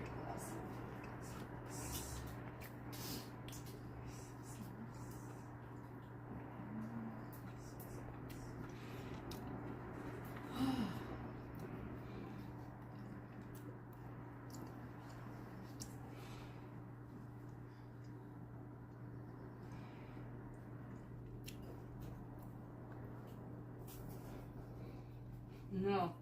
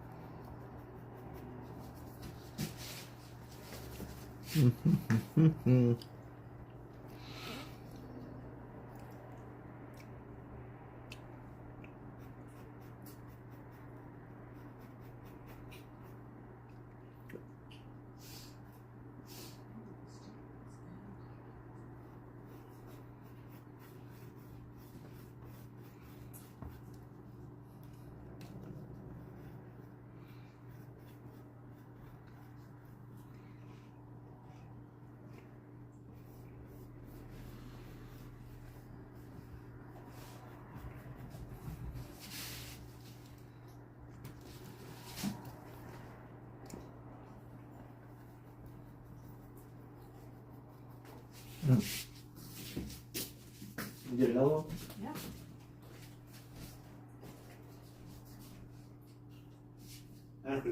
Welcome. Look at her. Look at her. She's like, what are you eating? Can I have some? I want some. Give me some. Hey, go.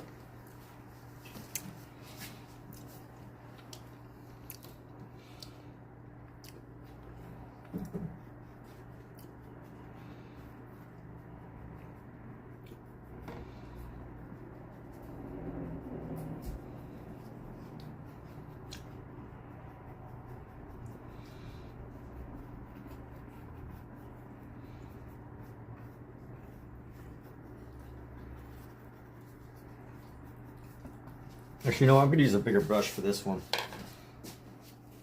I'm going to pull out a bigger brush.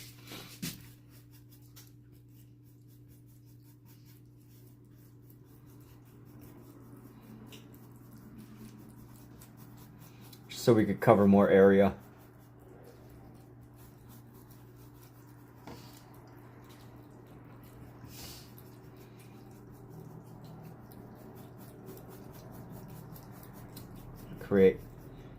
Give us some softer fur. I'm not going for the typical look that I've been doing. Gonna try to do more gradations.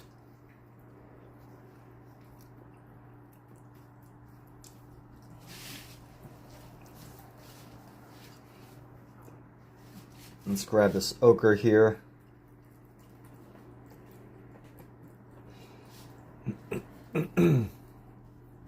Actually, you know what? I already got this ochre, but I'm not sure if I'm ready for it yet. So we're just going to lay down this ochre for now, just so we can block in some more colors here.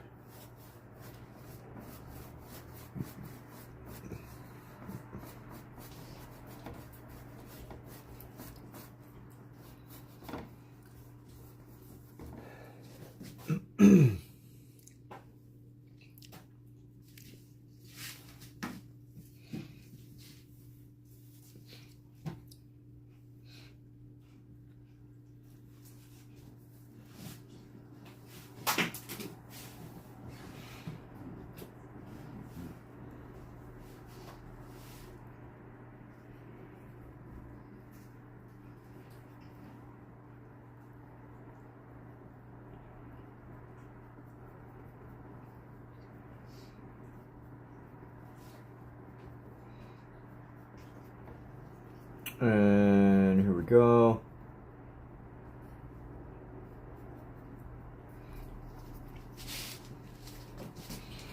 Just using a bigger brush to do these, to do this cat.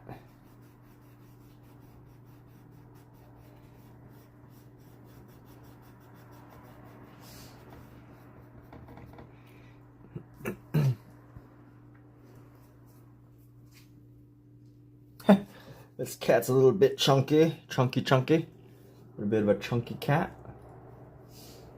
Chunky cats are the best. Little chunky chunks. Chunky cat. And let's use some black to establish some eyes here.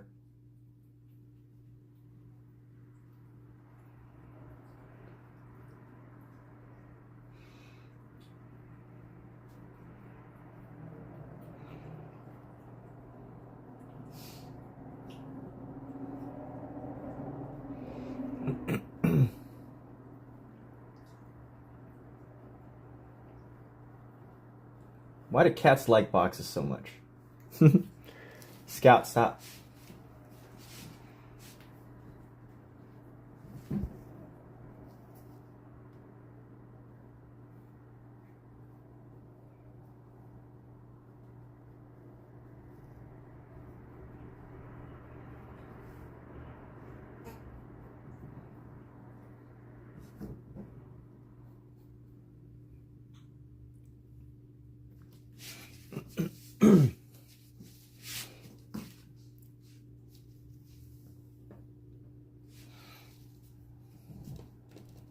You know what? I can actually use this black to come up to here.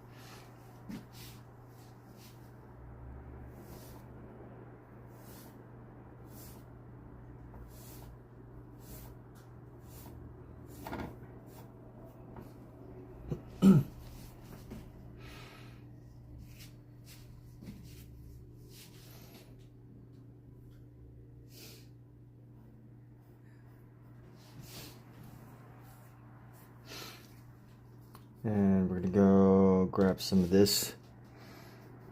We're gonna go from the eyes, come around.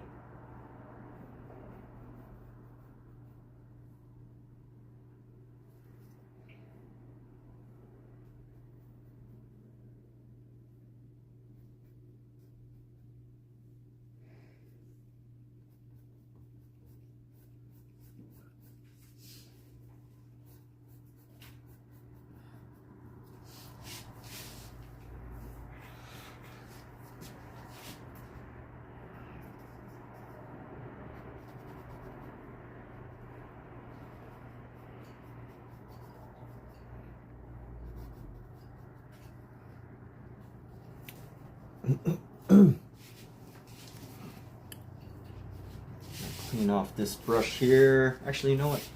Probably add a little bit more black down.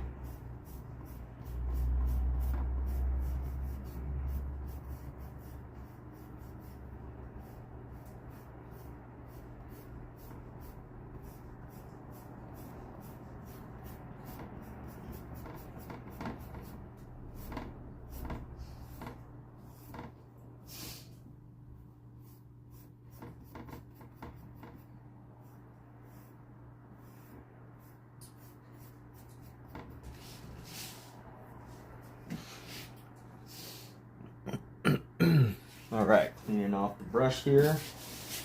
Let's do this.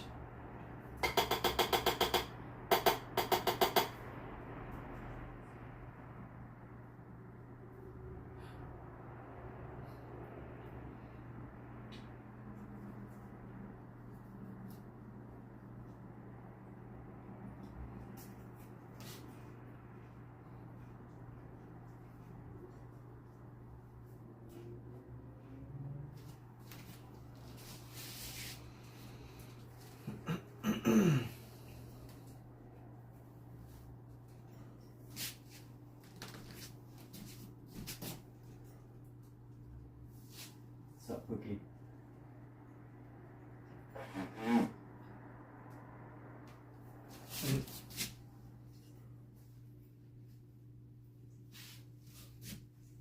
That was just the mouth noise. That wasn't actually a fart.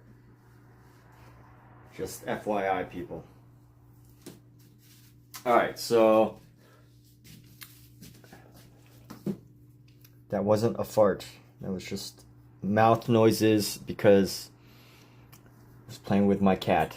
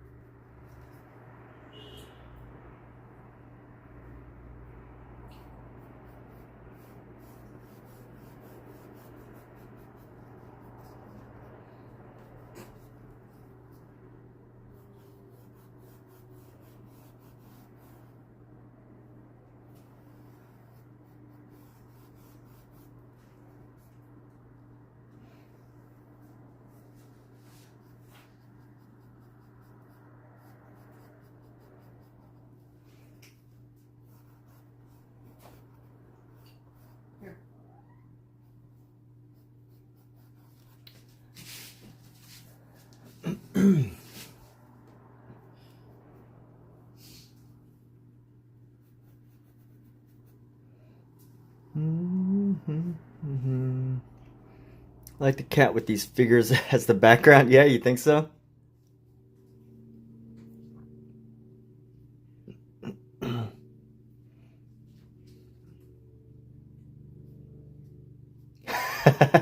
That's what I said.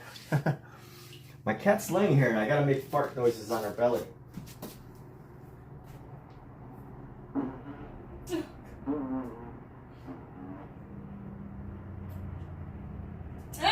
Oh my god, you little brat. She stole my cheese.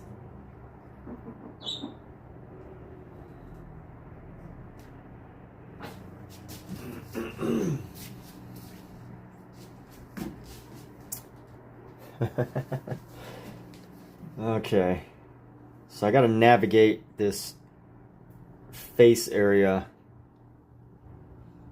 How am I gonna navigate this face area? I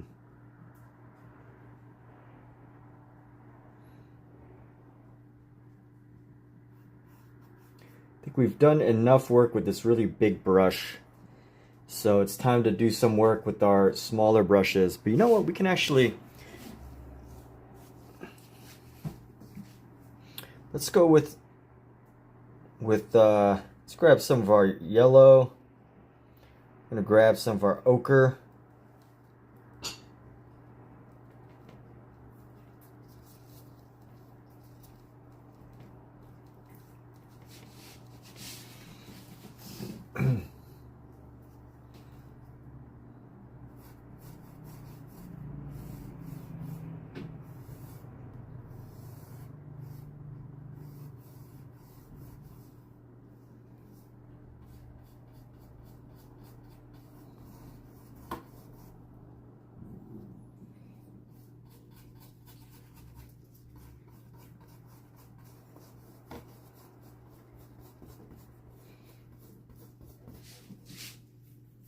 This is another memorial piece, so I don't necessarily have to be careful about, like, you know, trying to, like, I think they probably would understand if I got cutesy with it, but, you know, because this is a memorial piece,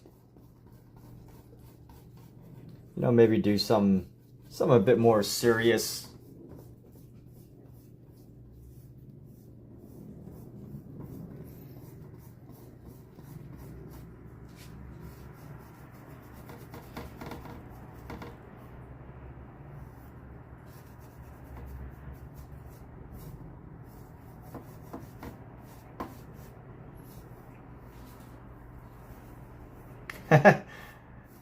Yes.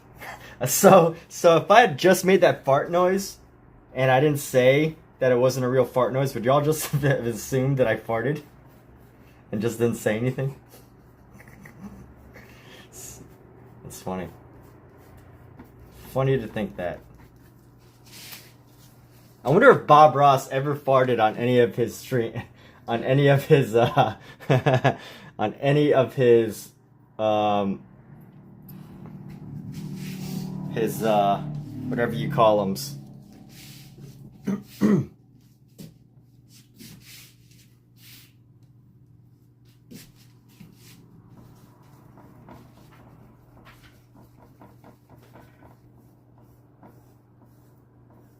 I mean, he had editors. He wasn't live, right? Bob Ross didn't paint live. He just...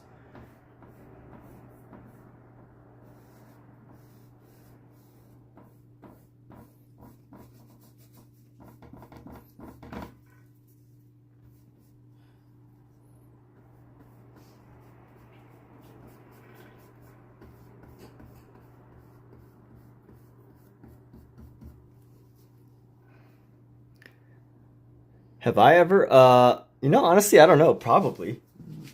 I've definitely burped on a live stream. I'm sure Kat's, my partner has farted on a live stream. Not. Just kidding, she doesn't fart. Just at home. Huh? Just at home occasionally.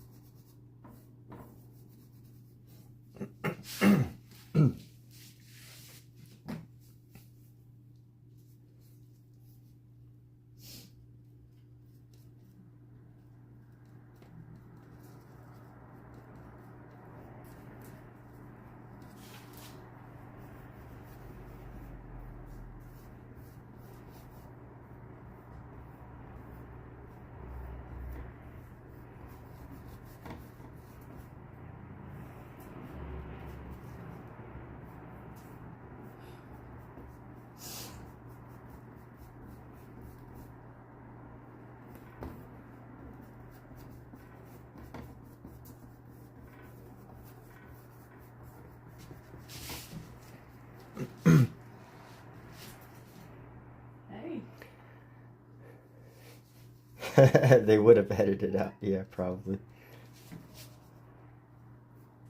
That's the only reason why you shouldn't do things live, is because you'll probably, if you ever fart and you can't, and you could, if you couldn't live with people hearing you fart on a live stream, you should not live stream.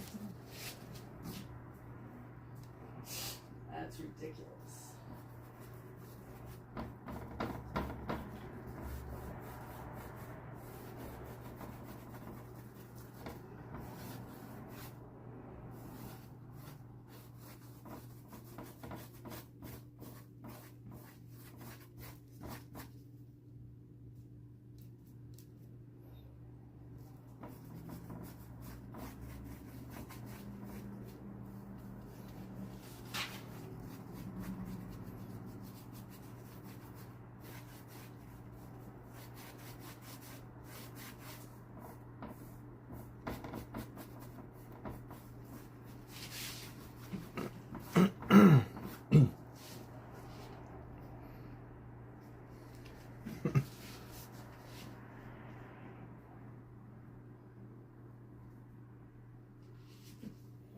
Let me grab.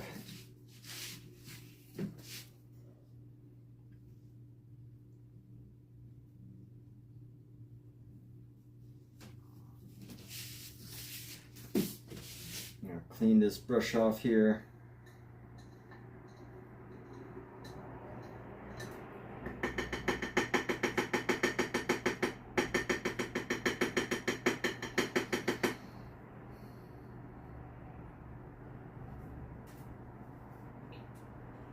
Found a nice recipe for getting paint off your brush. You start with it. You start dipping it in oil, and you got to have like one of those little like springs that help you clean the brush in oil, and then you dip it in mineral spirits, and for whatever reason that helps get oil paint off of a brush better than if you were to just dip it in one or the other.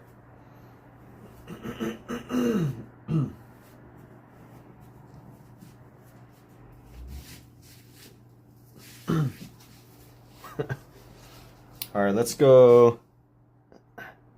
What if I didn't care, but then accidentally sharded? You know, Mizu, let's leave that for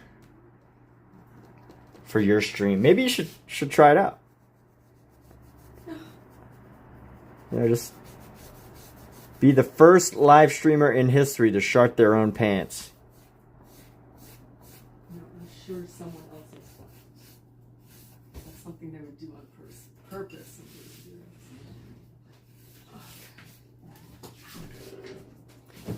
Of course, that's assuming you wouldn't actually care. I feel like you wouldn't care, but maybe you would. I don't know.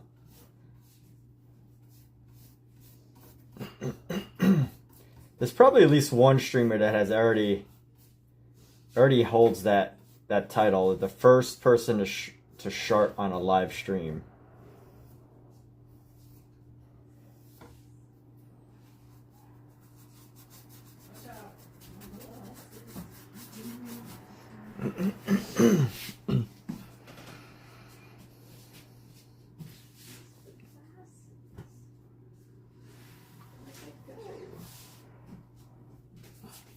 The most views if that ever happened. Yeah, I mean, you probably would. Can't imagine why you wouldn't.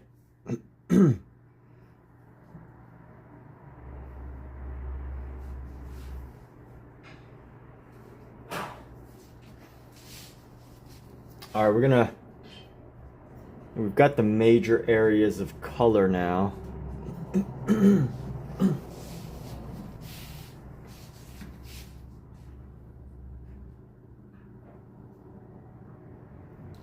Actually, no, let's use a bit more black.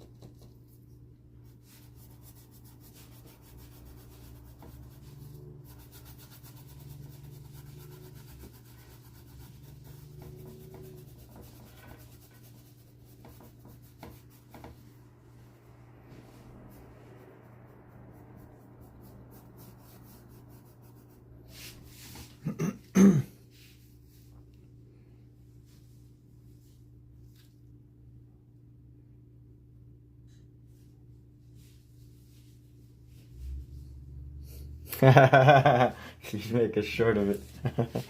Oh man. Omizu the farter. Omizu the farting man. The farting man. Omizu the farting man has arrived.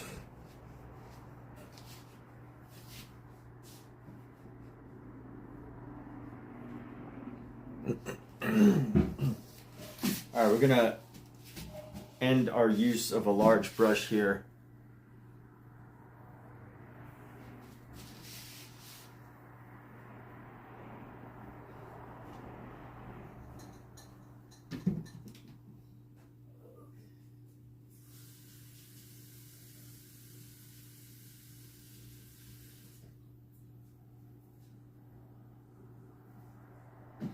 Yeah, well, I saw this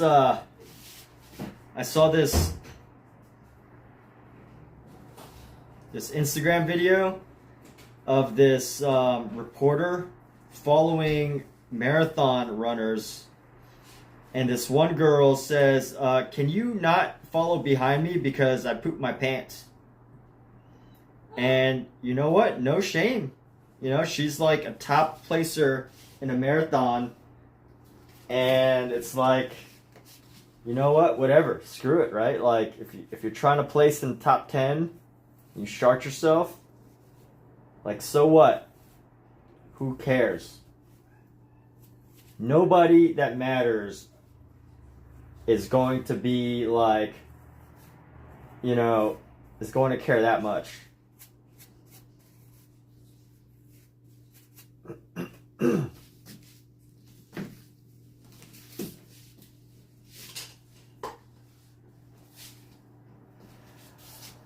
All right, so we've got the basic outline here. Now let's start to build in color. I can't tell if this is cat hair that's getting into my can't tell if it's cat hair or if it's just other brush material, excess brush material. But it's been getting more and more in my brushes lately.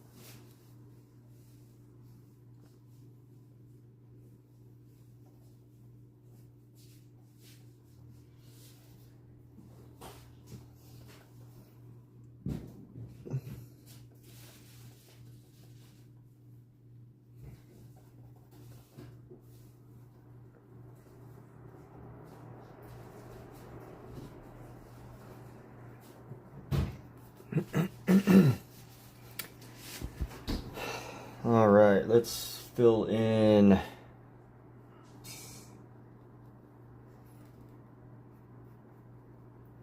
want to make this just a little bit of a darker color, just a hint of,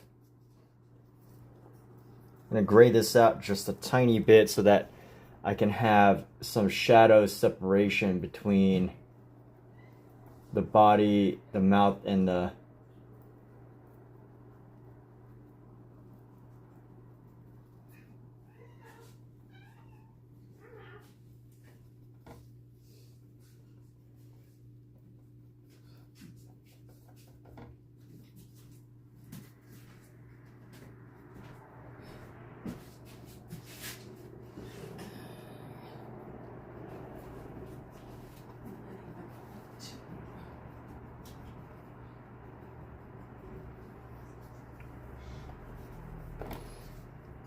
all right, and we're gonna go around on this body here.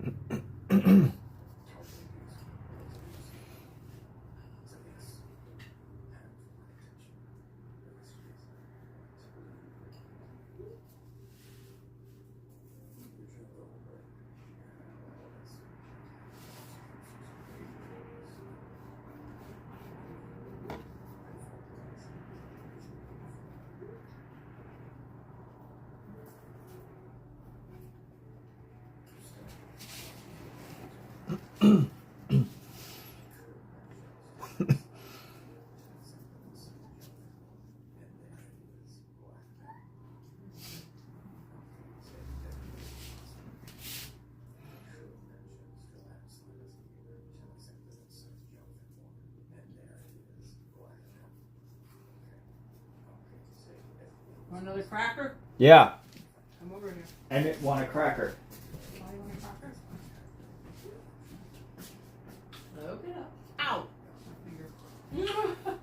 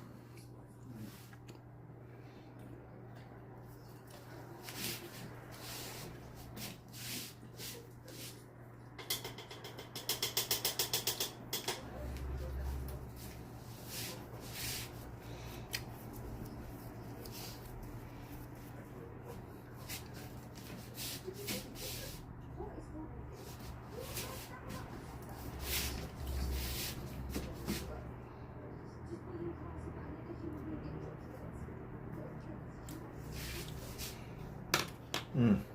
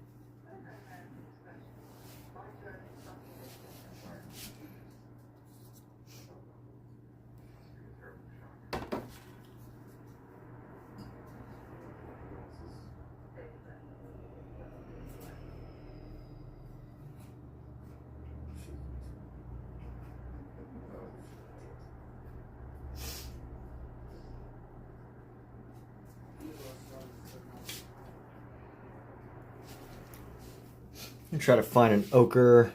This yellow's a little too yellow.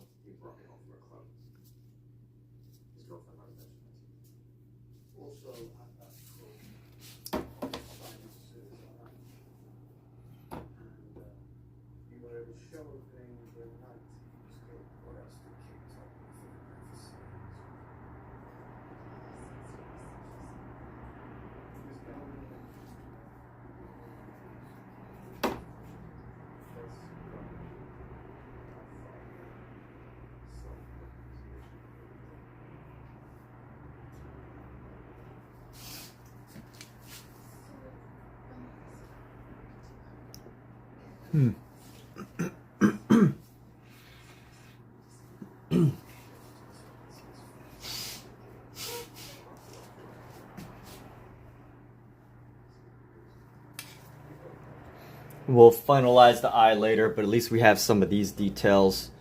Let me clean off this brush.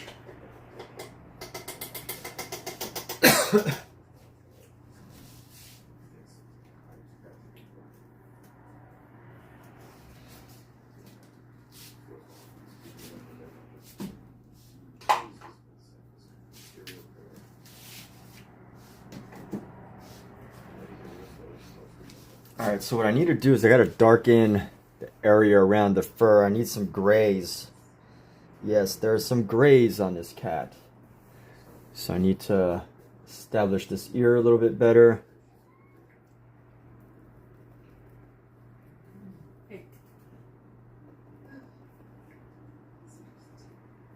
Let's tighten up this ear finally.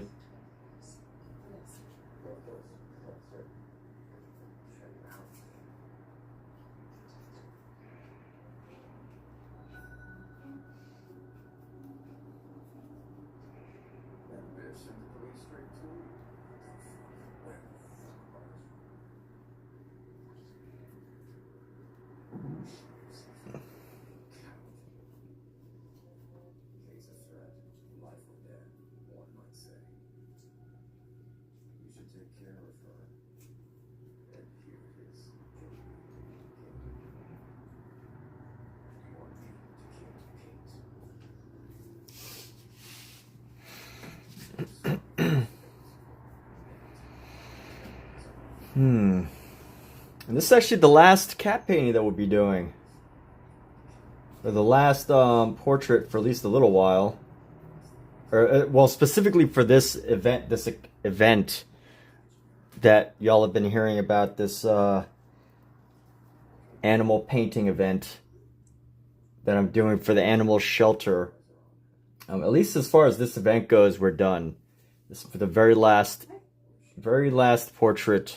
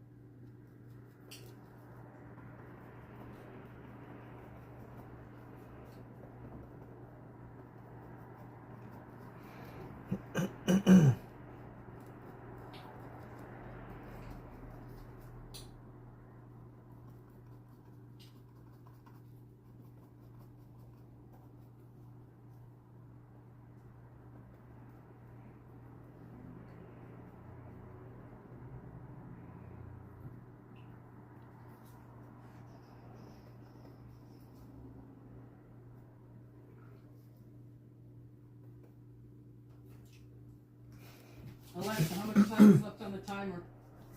There are no timers set.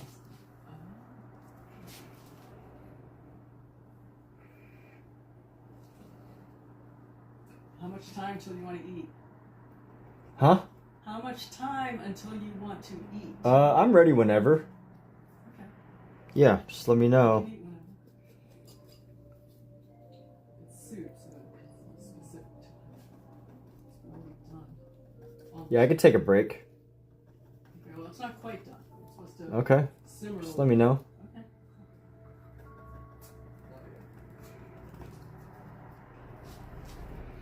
This is one chunky cat.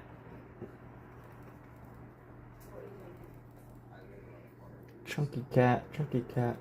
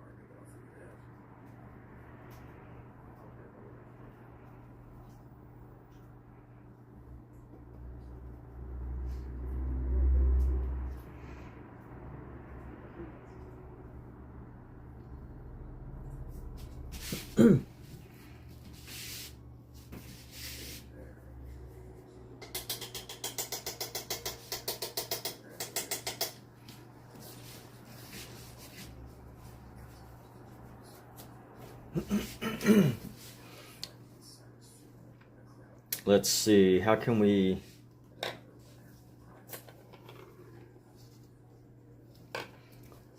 Let's use a straight edge. Use a straight edge brush. Ooh, this brush is so rough.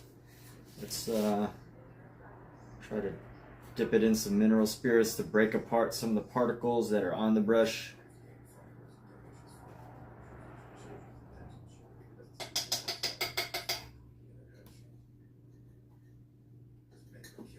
Kat, how much time do you think you got? How much time do you want? No, you said it's almost not ready yet, but the alarms went off. So what? Oh, well, that was one alarm. Huh? This thing cooks in stages. Another 20 minutes. 20 minutes. Okay.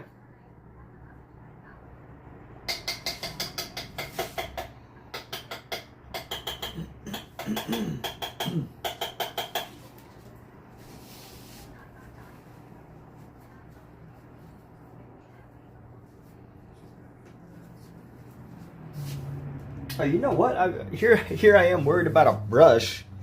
Why would I use a brush when I have a palette knife? If you ever need a straight edge, use a palette knife. Duh. It's common sense, people. Come on.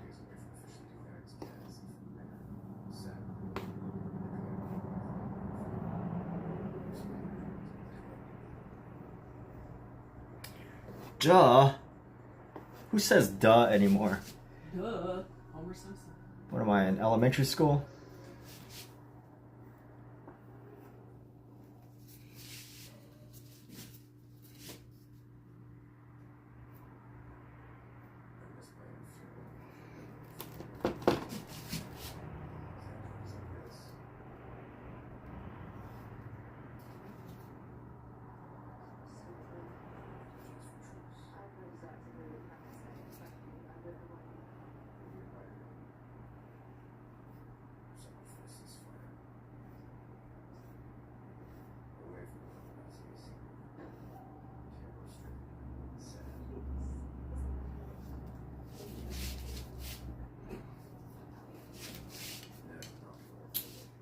And let's see, I can probably,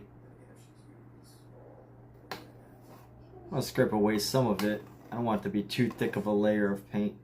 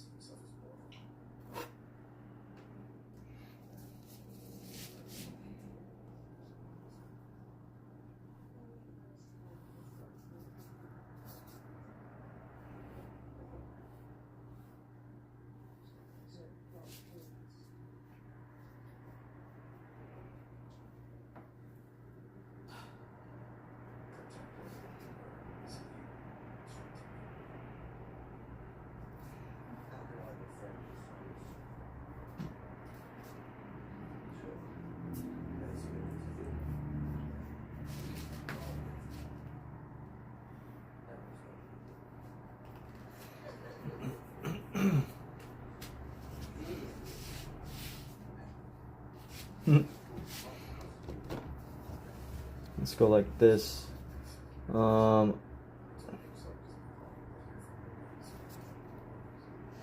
Should have used an angled one, an angled brush.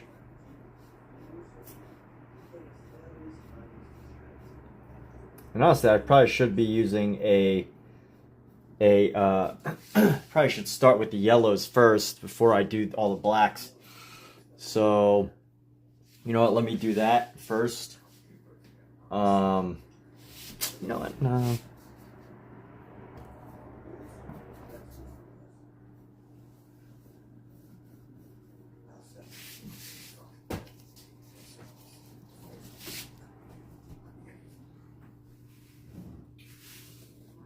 Pretty girl.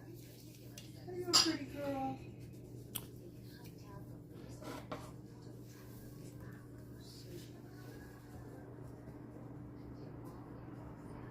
Such a pretty girl. Yeah, such a pretty girl.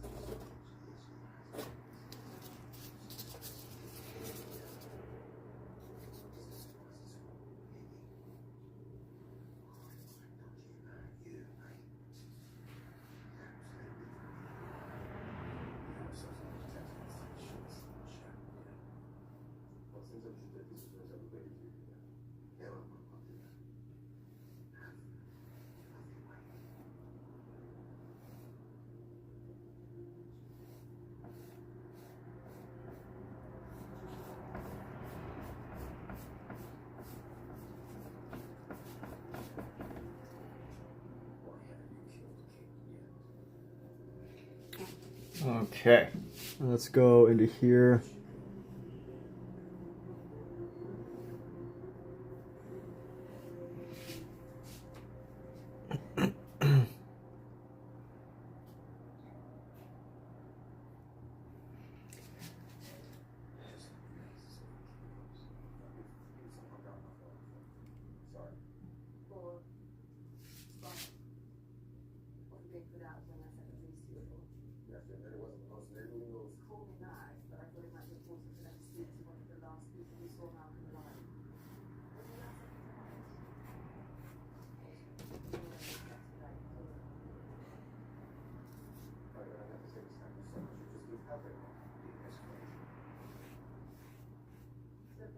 lots of has to banter with faux polite to know he exists. Face mask, you know, all the day. So, Let's navigate this inside here.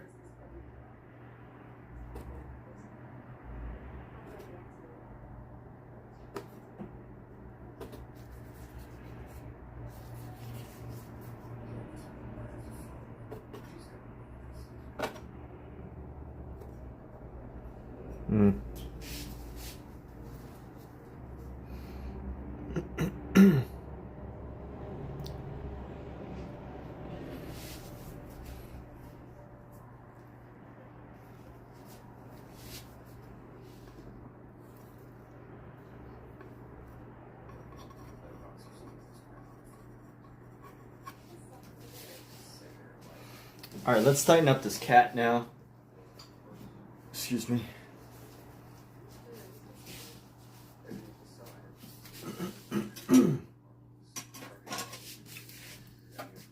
Let's see. Where can we use up some of this paint here?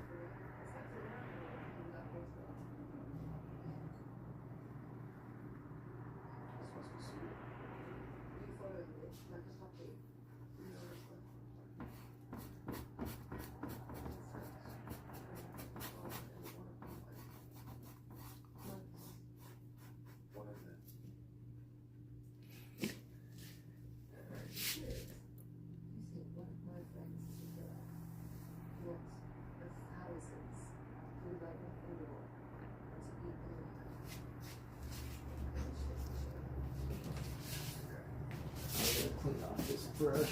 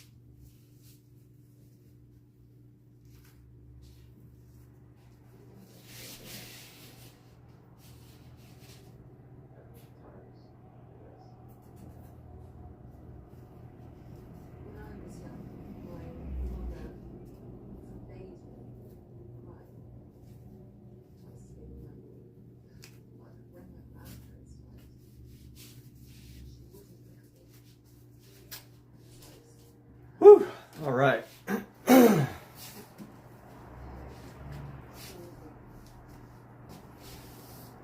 Let's see. Let's go with... I definitely want to tighten up the space.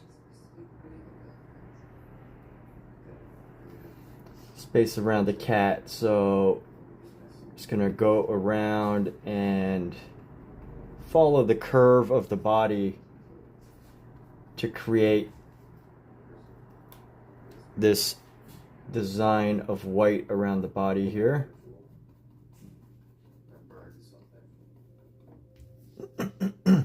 This cat's fur is like perfectly trimmed. My goodness. It is like a perfectly trimmed cat.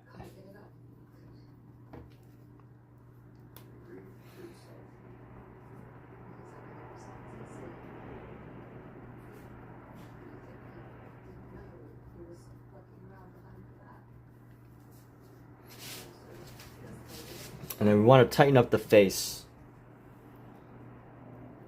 So I spent so much time on everything except the face. Sometimes it's good to, like, you know, procrastinate on the things that are the most important, right?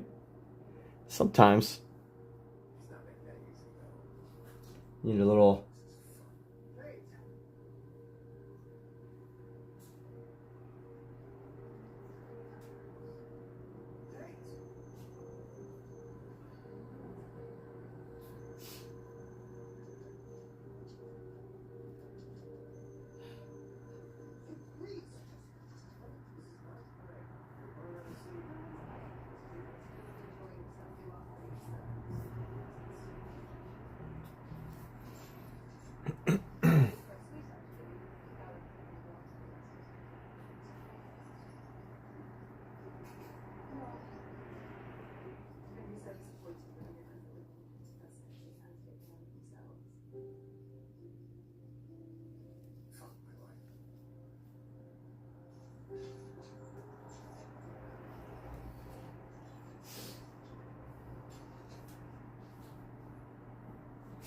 All right. Want bread or salad? Emmett, Oh, hey. bread or salad? Both. Yeah, really? I'm so surprised.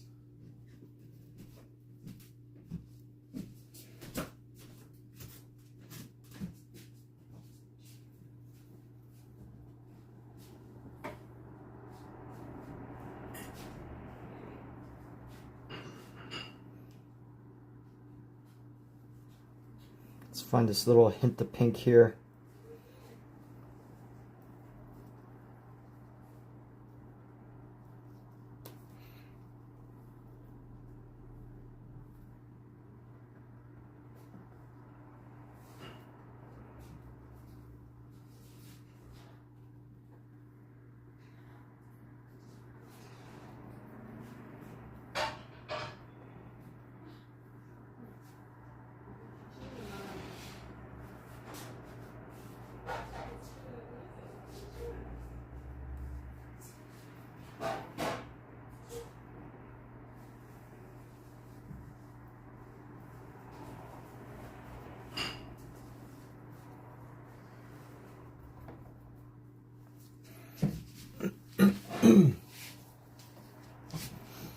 And let's add a little dark brown circle into the nostril here, so we can start to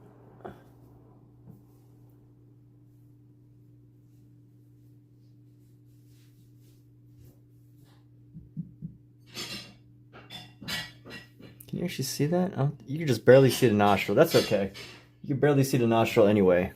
So here we go.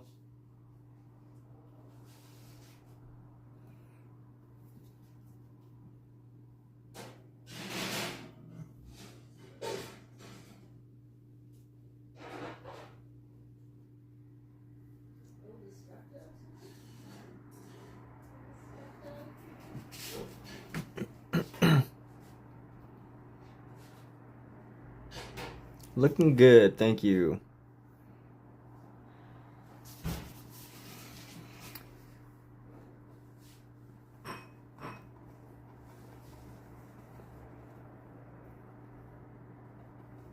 Alexa, set timer for 6 minutes. 6 minutes, starting now. Yeah, I love seeing a painting coming together.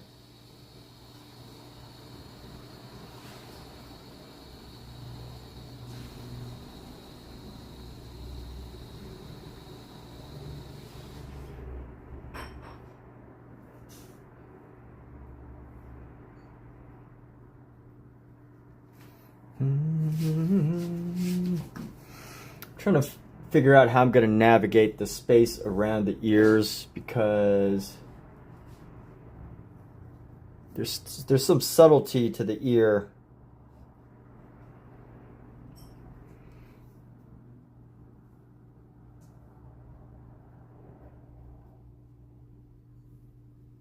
Maybe we're going to do a little black tip at the tip of the ear right here.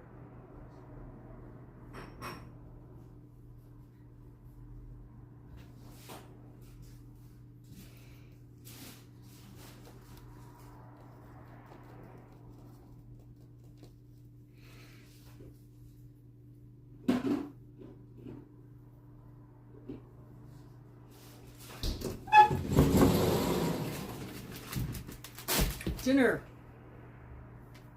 Hmm? Dinner. Mmm. Just kidding. This has got to go somewhere.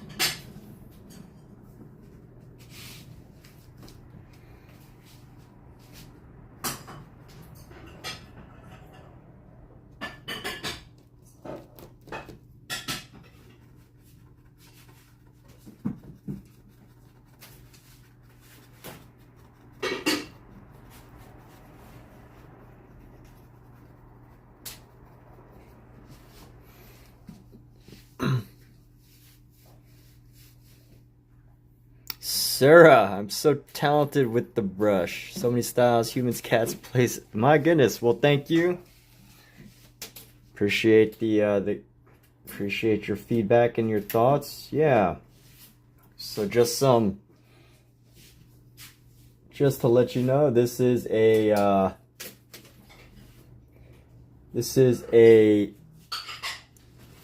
project for an animal shelter that I'm doing. Fundraiser. So it's a fun little occasion, fun little thing to keep yourself busy. We did about, I think every artist who participated did about 6 or more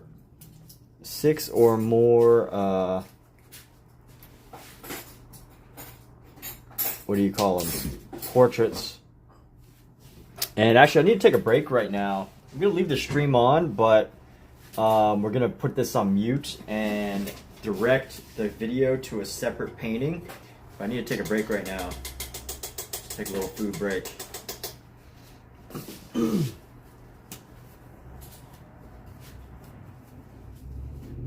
But we shall be back. Actually, let me close up some of my oil pastels before I do that, because I'm not going to need these oil pastels for a while. Yeah, thanks a bunch, Sarah. Really appreciate the feedback. Most people want thousands and thousands of likes on their Instagram posts, but for me, just a couple of nice words from passers-by on YouTube is plenty for me. Okay, the bread is still cooking. It'll be done soon. Alright. Put some more materials up, but we will be back in a bit. I'm going to leave this live stream on. Yes, thank you.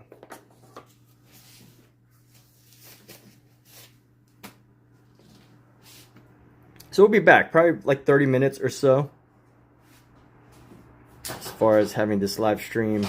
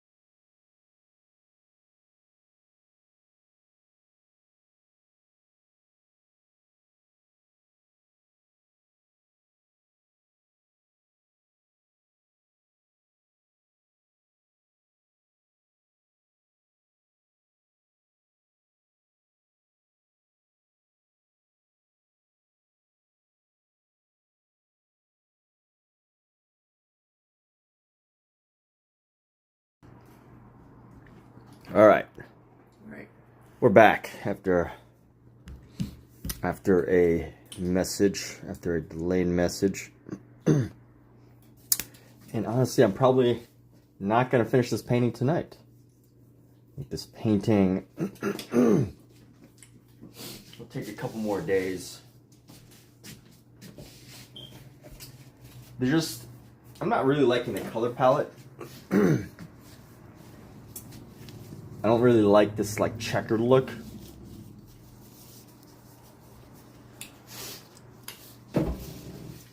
So I'm not quite set on the design. But we might be able to make it work. We'll see.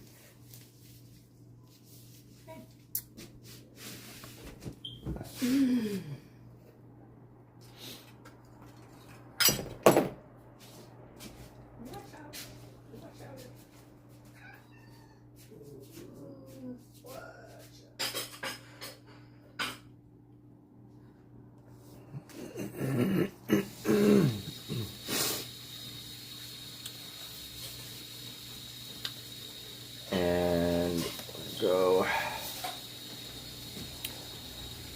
fill in some of the space that we got going on.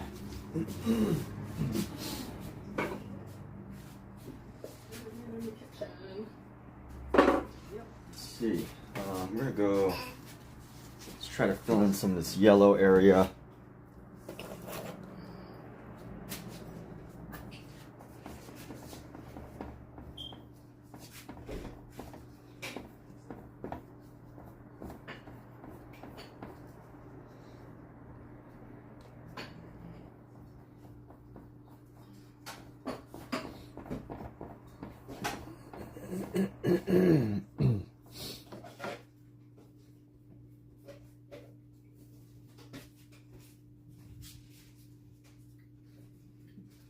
Water, Simba?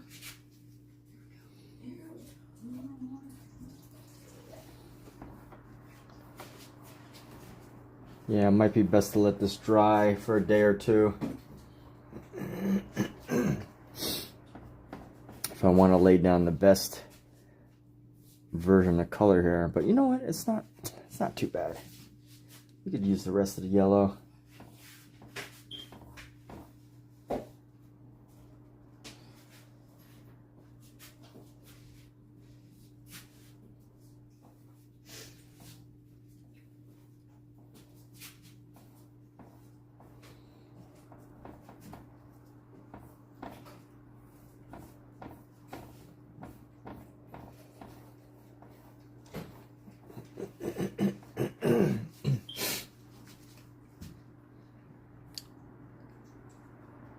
Wet on wet painting. Michael has spoken. That's right. Wet on wet painting. That's what we're doing. Wet on wet. Wetty on wet. A la Prima. In one sitting. Going a la Prima, wet on wet. I don't think I'm going to finish this in one sitting, but get the idea, right? Alright, so let's go up here. And we're going to go right into here. Michael, I quoted you today. I don't remember what the quote was, but yes, I did quote you today. I went, as Michael Wilbur often says, blah, blah, blah.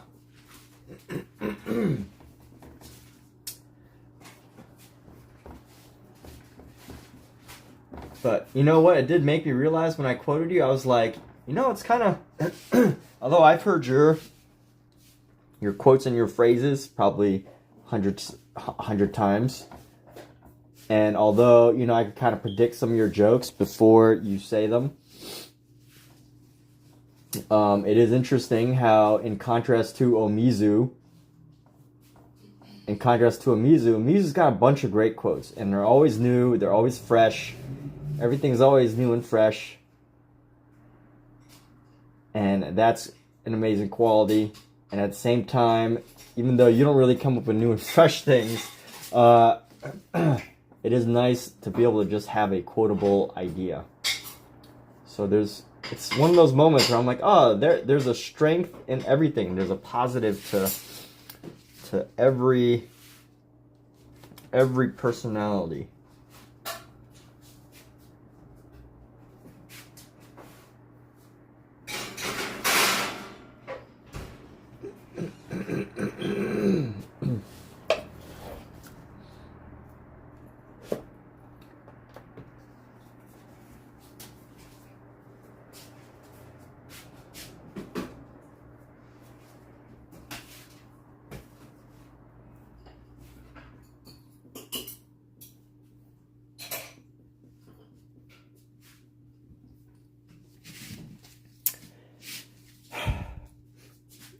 So you do have value at 70. Yes, that's right.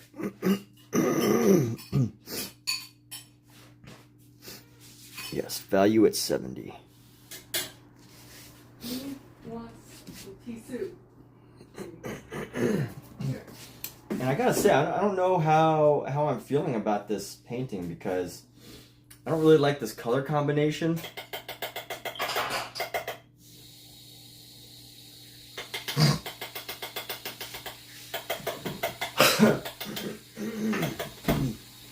I'm not really a big fan of this color combination of black and yellow, but maybe we'll be able to find a way to make it work. I think what we have to do is we'll have to dot. We'll take lots of white and we'll dot the space. That's step one. So let me cut my white here. Let me separate my white paint. We're going to use our palette knife, separate our white paint. And we're just going to use that to dot into the black. Give it this like starry effect. Oh yeah, let's grab some of the blue too. Might as well grab some of this blue. Bring that in. I'm going to have some blue.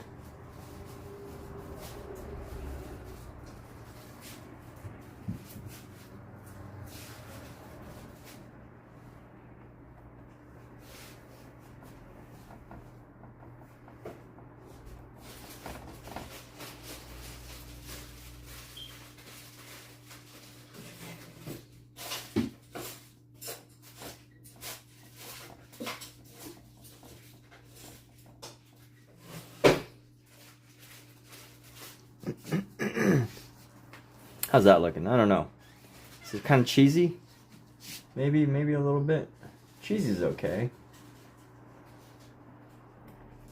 Decorative arts. We're going for the decorativeness.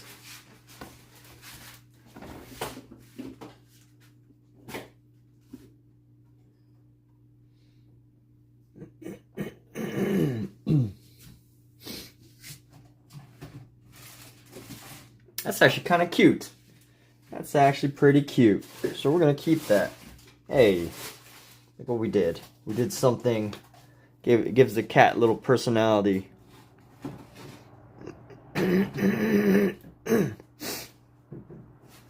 Yes, it is a... Oh, you know what? An outline would be pretty good.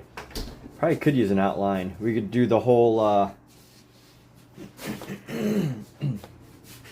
the whole post-impressionist outline idea.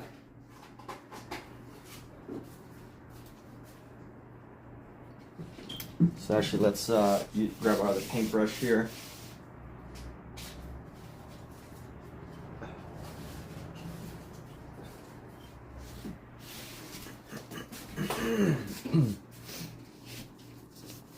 We're gonna go with, yeah, let's go with like a dark blue outline here.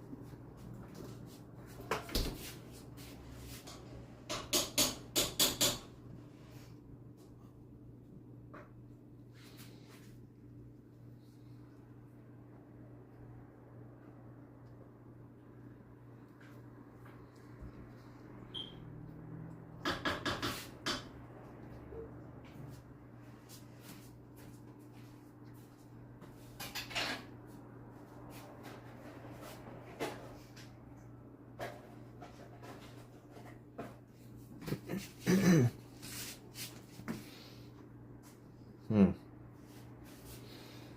use an outline.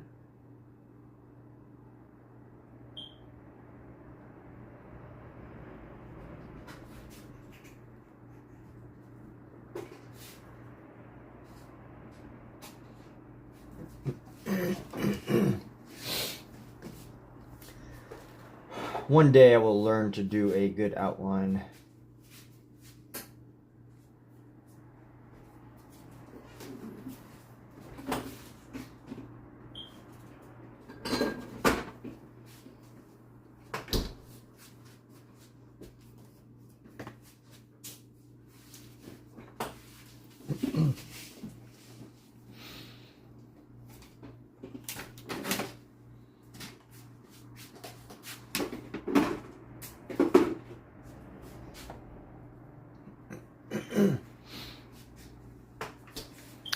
I have a problem with paint. You don't load your brushes enough with paint. Thin white lines.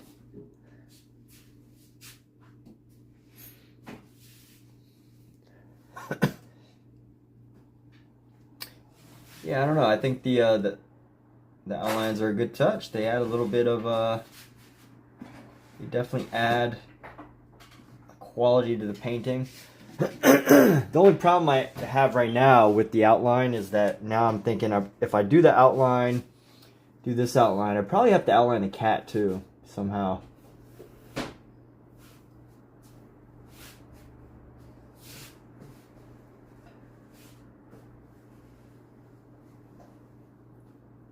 Once you outline one thing, you gotta outline everything.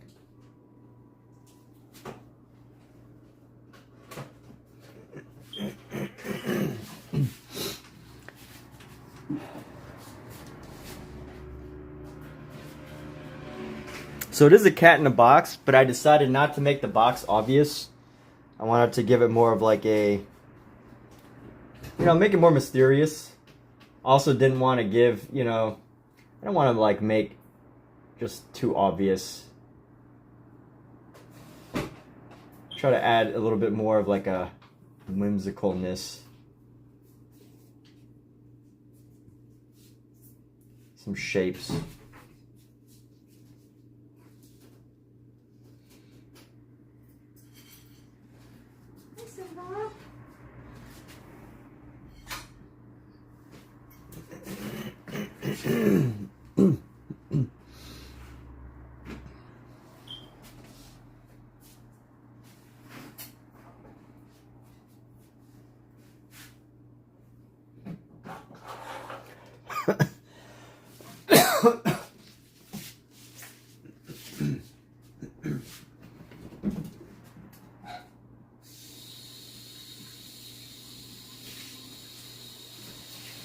You know what also needs to happen here, so we're gonna go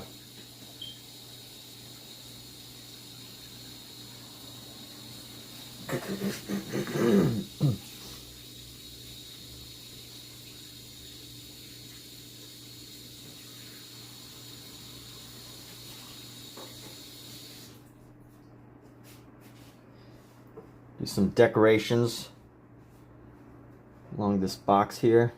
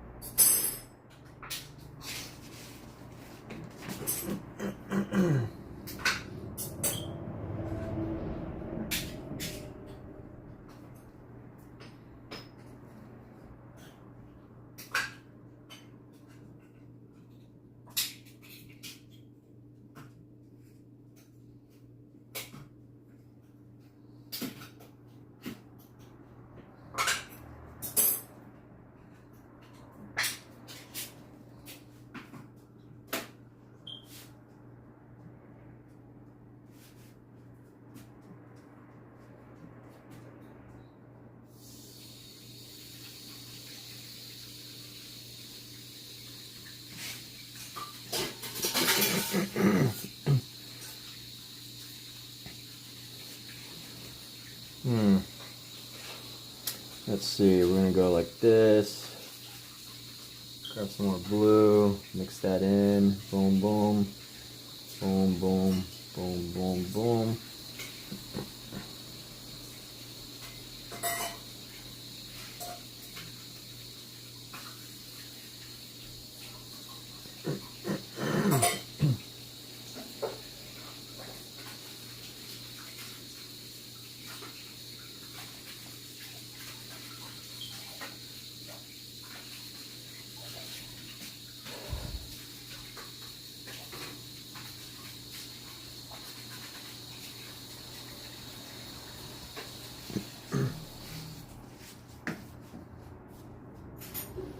Do some of the decorative arts here.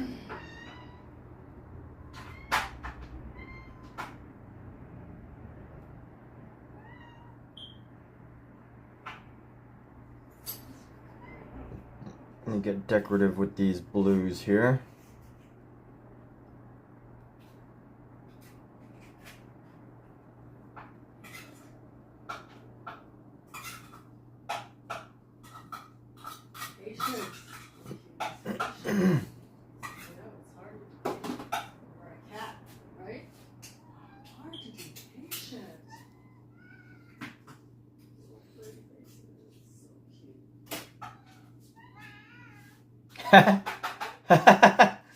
Did you hear what she said? Yeah, she's like, why are you taking so long? She said, "Rawr, what's going on?" No, I'm waiting. He's like, "Hurry up, I'm hungry." I know you're not too hungry because I fed you. You're on a Oh my gosh. routine for feeding. I like to, whenever my cats make noises and sounds, I like to always make up. I'm not quite sure how to help you with that. I like how Alexa's like, I don't know how to help you with that. I make up words for them as if they were talking.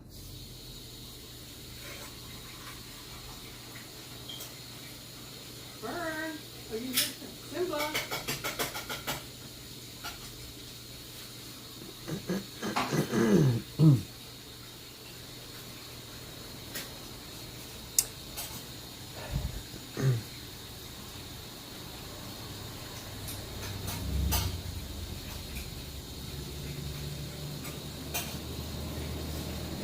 Yeah, my main focal point is the cat.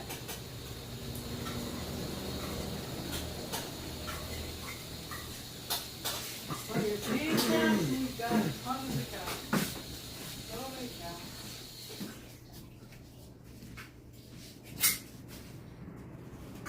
Yeah, I definitely think, you know, traditional style as far as like, you know, old school Rembrandt. You know, that style with just the dark background, classic Caravaggio tenebrism style is very focused on just highlighting the subject in a central, main way. I mean, you know, I also like the Klimt style decorativeness.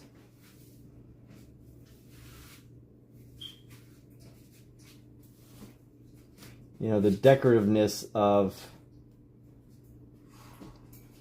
the impressionist, post-impressionists. It gives a certain energy, you know, that maybe can't be communicated as easily with just the figure alone.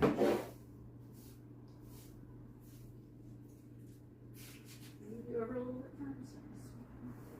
Thank you. Move you over a little bit. Sweet. Right here. Thank you. Okay, you can go back. Assume your original position.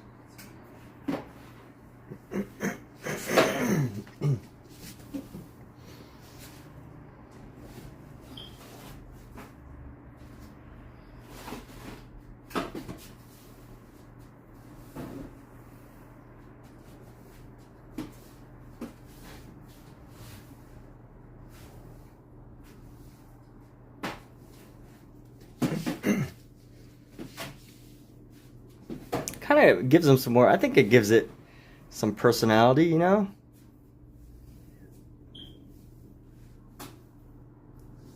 It pops a little. Alright, I'm going to clean off this brush.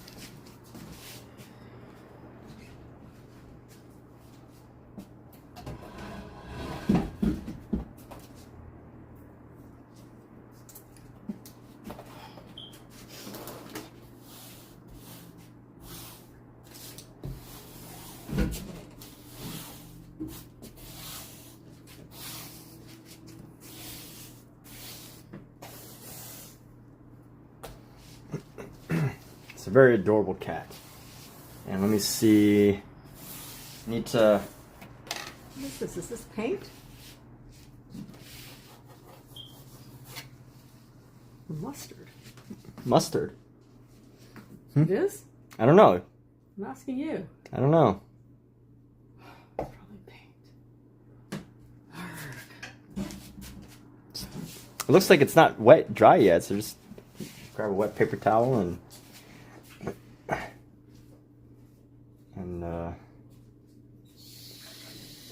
just dip some of these stars into here.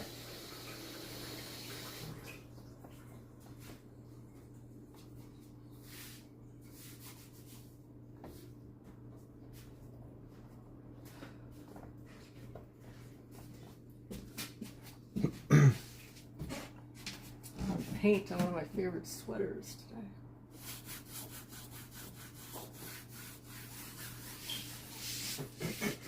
How'd you do that? I don't know. I didn't put it away, and you put something on it that had paint. I put something on it? Yeah. One of your articles of clothing. Put it on the dresser where I put my stuff. I did it? Yeah, I think so. Well, I'm not that upset because it was old. Had some holes in it. I liked it. I'm gonna throw it out. You don't have to throw out everything that gets paint on it. Leave it What for else me. am I gonna do with it? I'll... I'm not gonna wear it. Why, you gonna wear it? No, but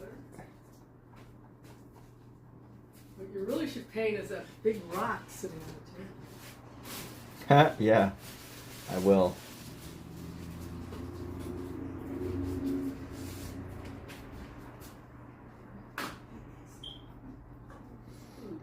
I'm gonna work in filling the space around the cat here. How come you can hear me now? Because I don't have headphones in. Oh, amazing. Chamber one of the living. Cat. So silly, Kathleen.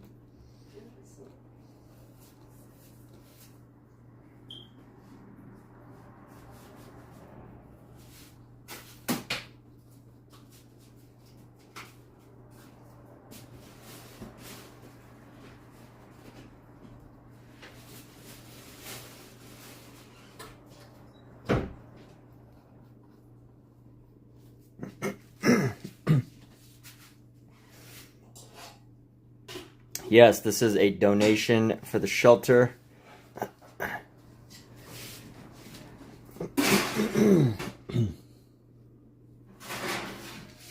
Yes, it is.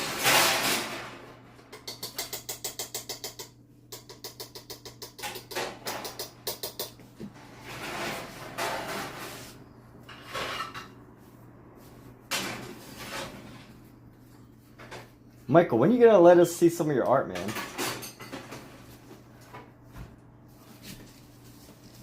When are you going to invite us to one of your shows?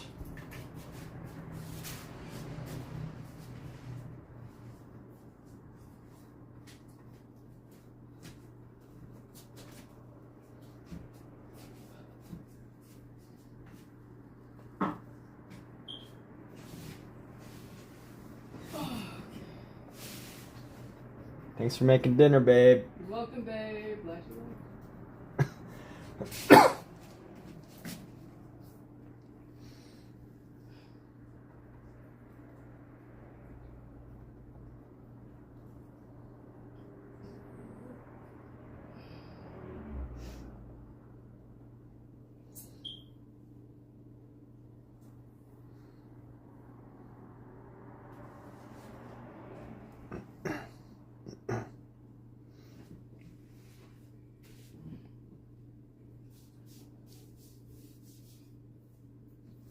Your art just left for China and Alaska? Who in China's buying your stuff? It's kind of cool that you're selling stuff in China.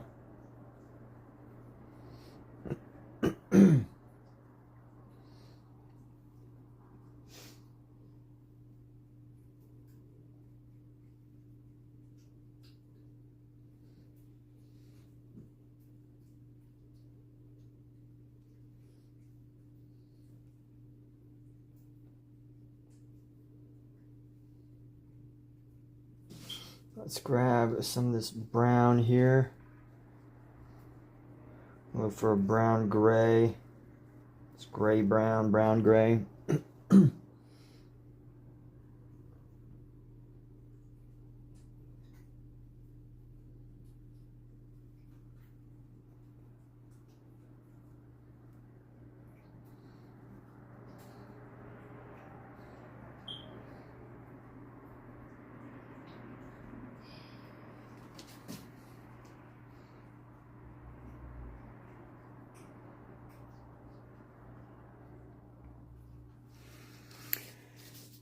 The rich Chinese collectors. Wonderful, wonderful.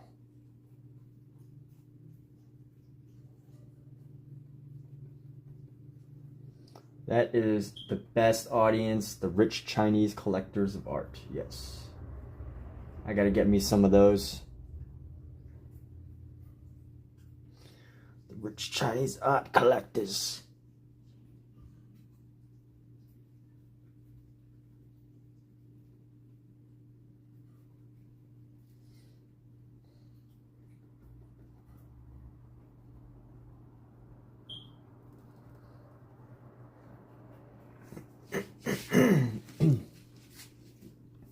So I need to navigate this head a little better.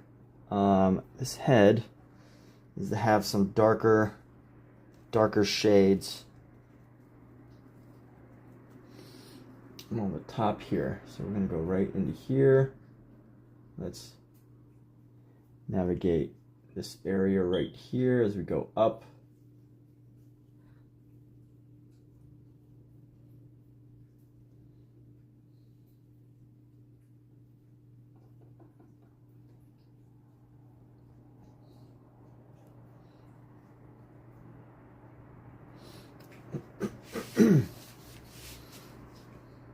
Let's add a little bit of shadow just to round out the bottom of the mouth there.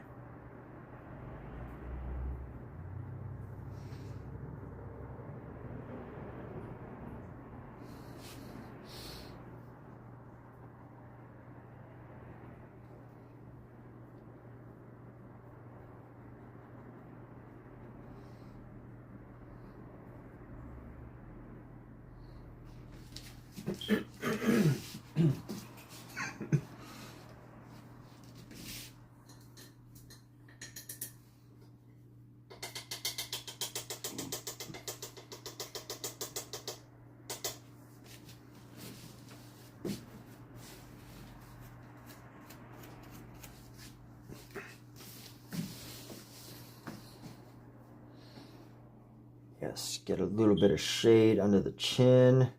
Let's go with like a blue shade. I'm gonna go with some blue under the chin, around the sides of the face here. So go for some cooler colors.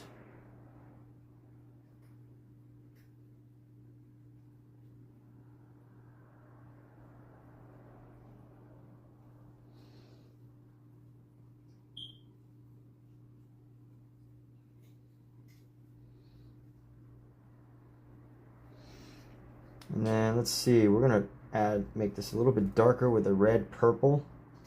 Go with a red purple underneath right around here.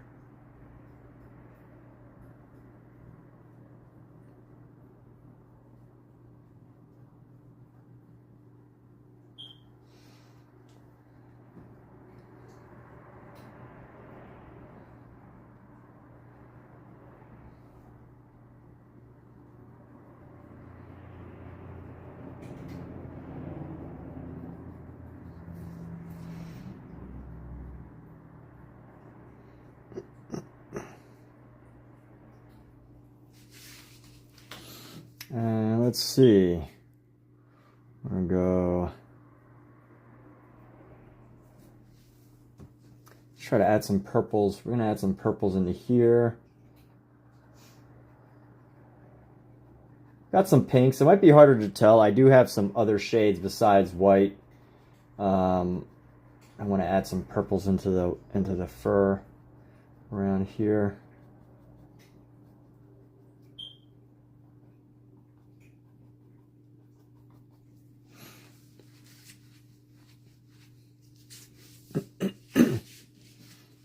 And let me clean off. Oh yeah, actually, you know what? Some purple needs to go around the side of the face here. Need some purple around the side of the face. Just a hint of like the most subtlest of hints of color variation into here as we go along the side here. Just to help separate that.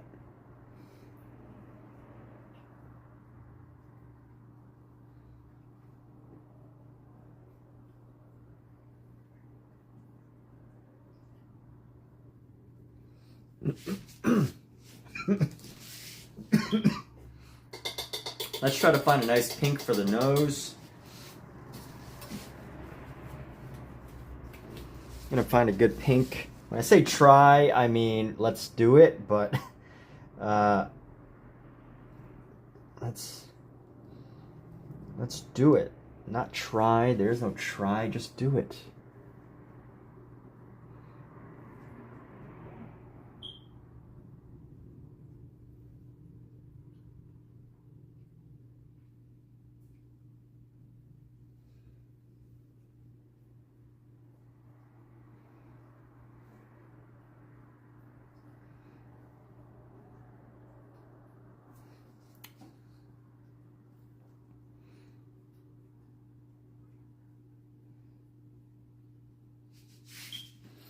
Nope, no black nose on this cat.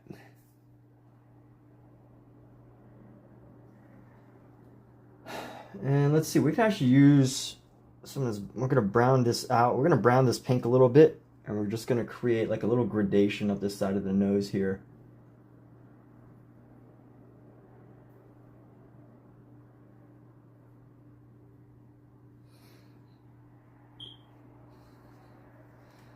And let's add a little bit, hint of this ochre yellow, just to go up the side of the shadow, so the shadow's not like this brown. We're gonna give it a yellow.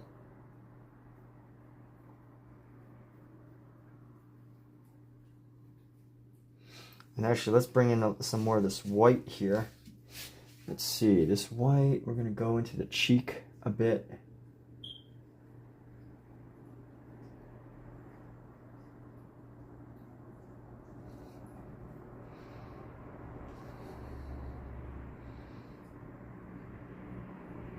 And we're gonna go up around this face.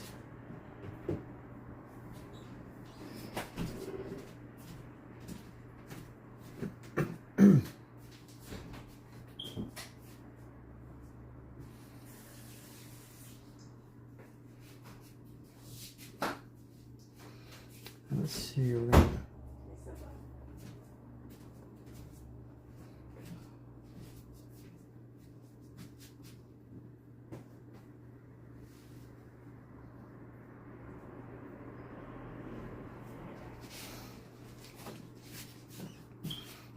Let's try to tighten up the area, just this little white area into his head. It's very specific. That's the one thing about painting cats is, you know, their markings. I get specific with their markings.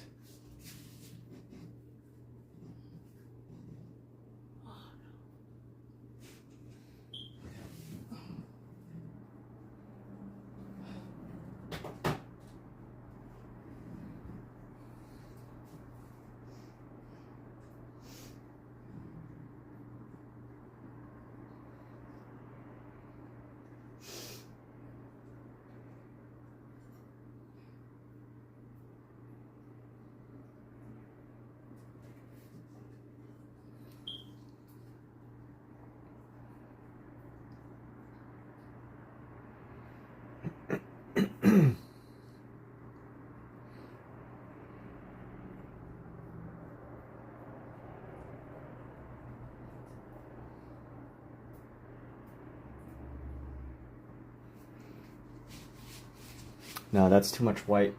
Dang. You know what? We could probably leave that.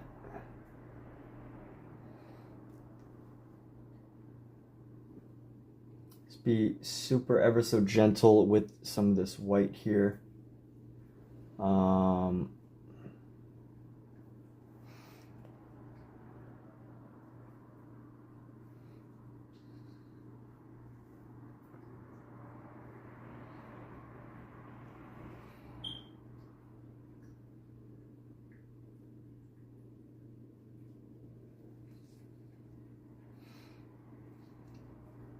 And this needs to go up.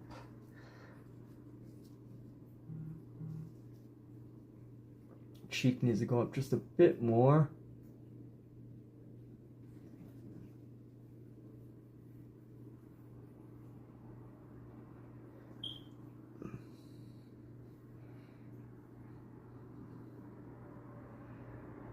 Just a bit more. Anyone who wants to see the reference, I'll show you real quick.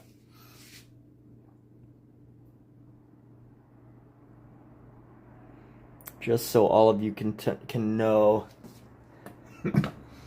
Just so you can know. I know some people love to know the reference so they can compare.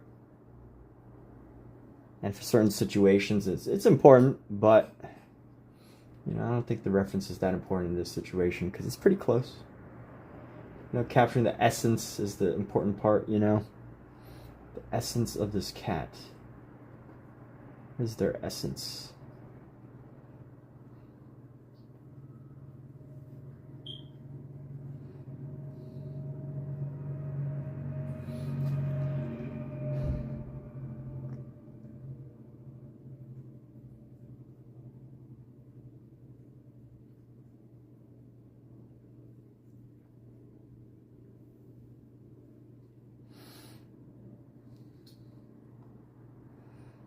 And you know what? We've got this little bit of shading right here. Let's go a little bit of alternative shading color.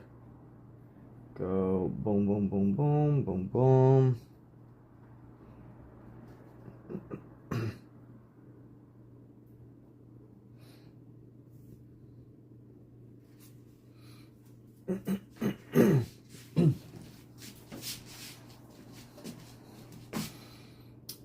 And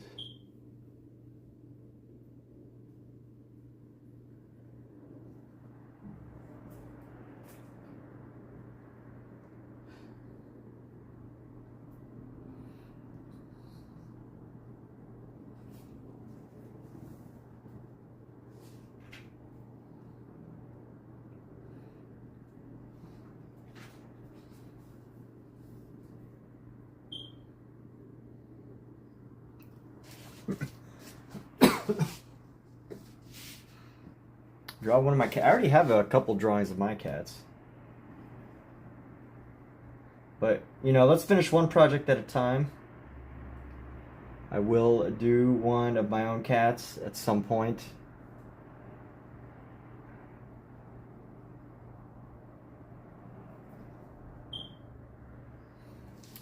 Just gotta finish up this project.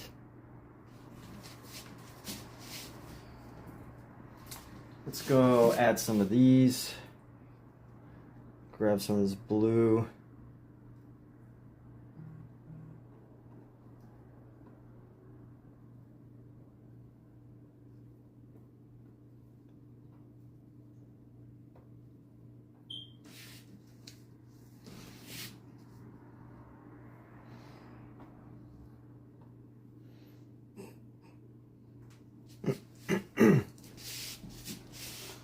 And here's one finishing touch that I think this really needs.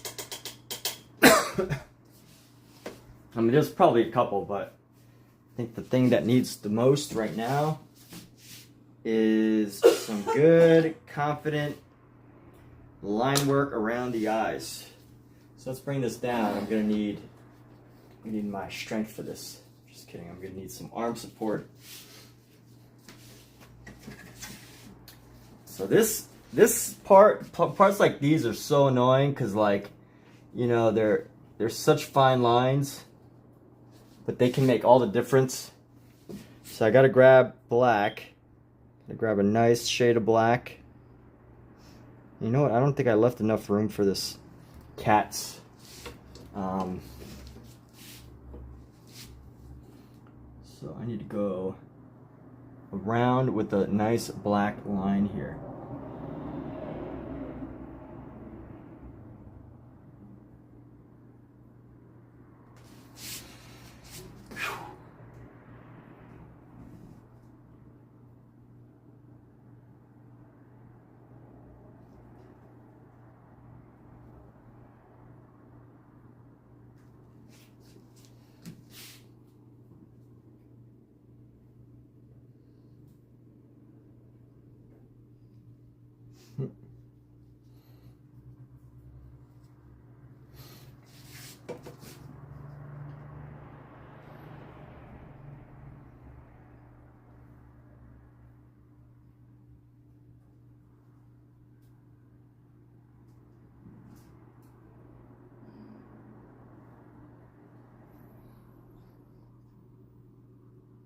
It's like this cat had eyeliner, my goodness.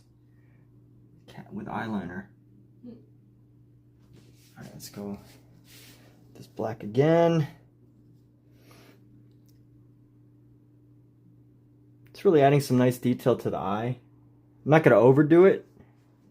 I do need to round out this eye just a little bit.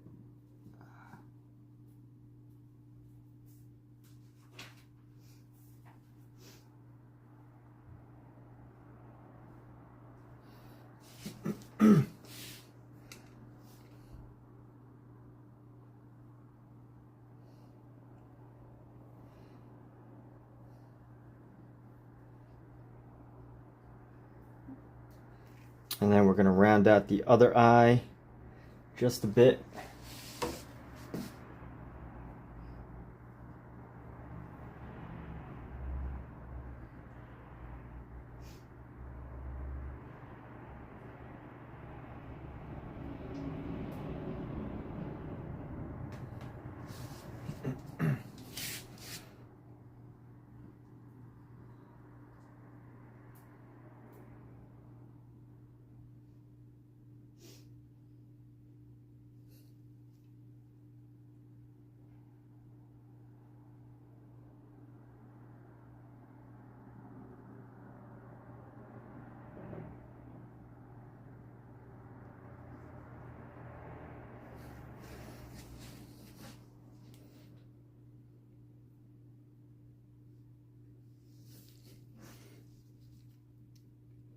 And let's go.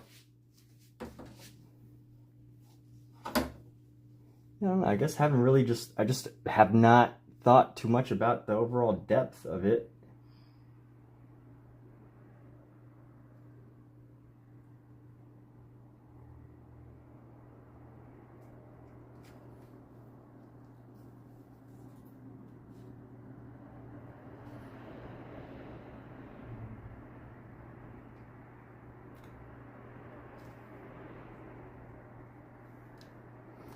There's an entire art form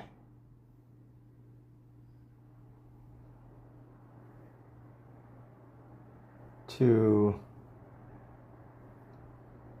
keeping it Really basic as far as depth goes.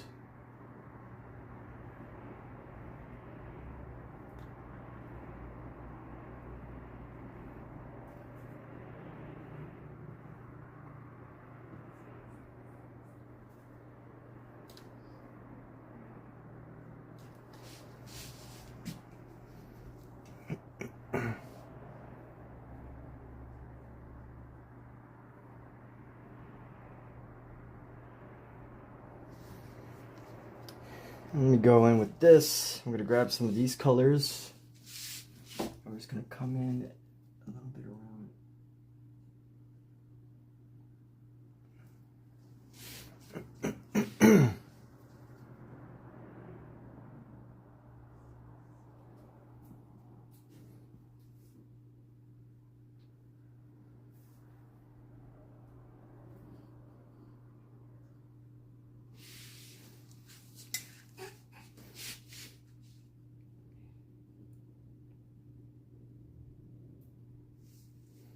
Do I gesso? So this canvas is pre-gessoed. However, I will say, so this is a paint over.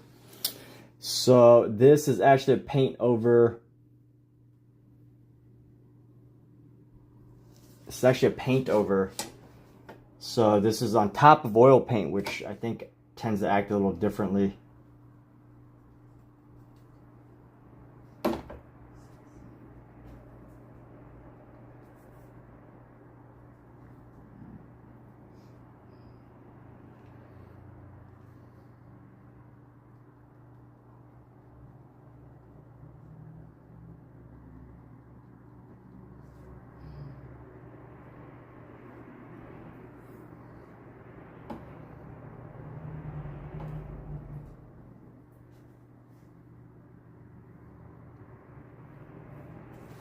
You know what? We have a little more highlight. Add a little bit more highlight.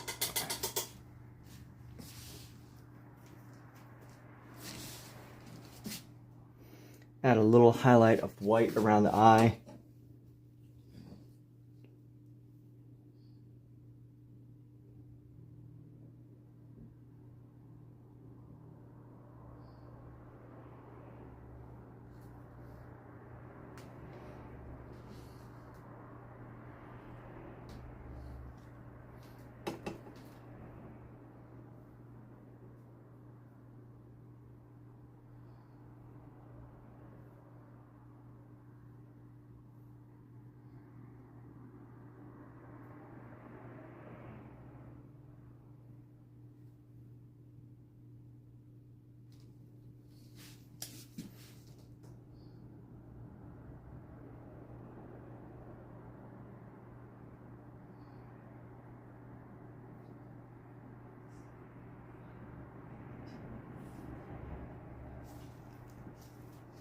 Yeah, so I usually buy pre-gessoed canvases. What do they call it? Triple gesso or whatever you call it. Yeah, I usually buy like double or triple primed canvases. But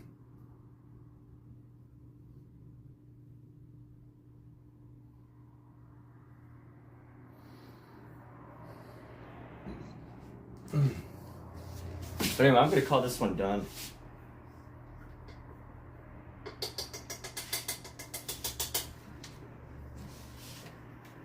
I'm gonna put their name on this.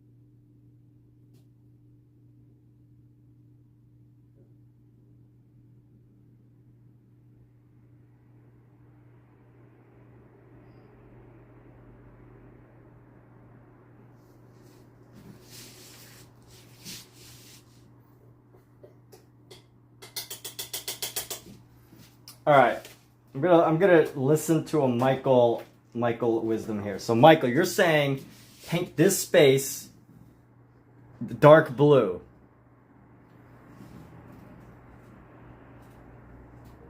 Just this little square right here.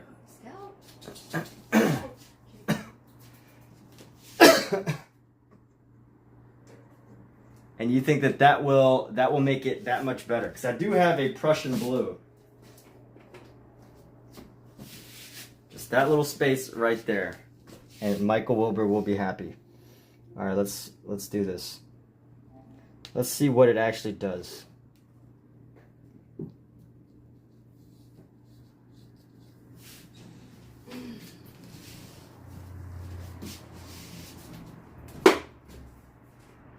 Let's test out Michael's theory. It's adamant around the dark area in the square. Yeah. Okay. So dark area in the square, we're going with a Prussian blue.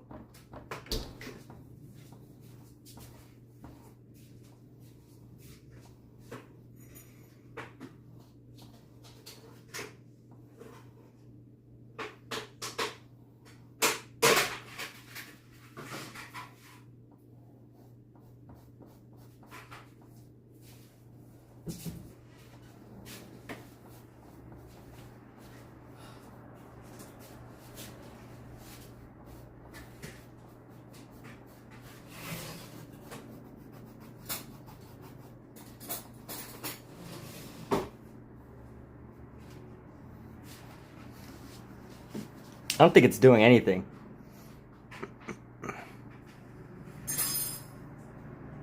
Well, this is well, I guess I could go black, but this is the darkest blue I've got, which is a Prussian blue. It's just that it's painting over these white dots that it is causing it to be lighter. But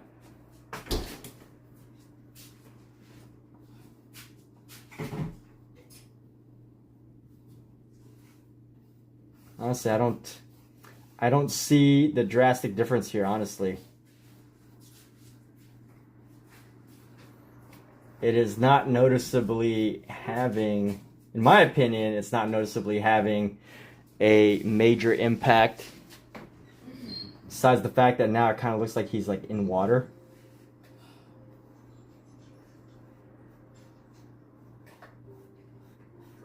But also, you know, I'm not quite exactly doing what you had suggested, which is a super dark blue. Now, there is the back of his body and his tail that's up here, so we're going to leave that.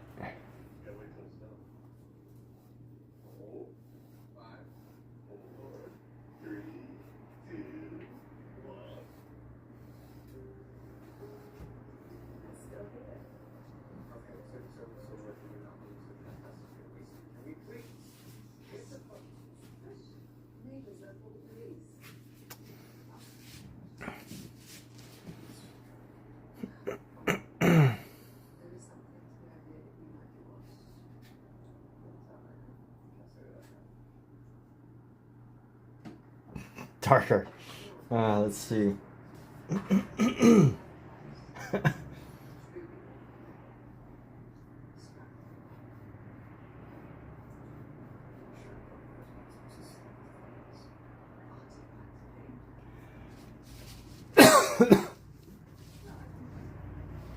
Not quite convinced that I like it. It's too plain, boring.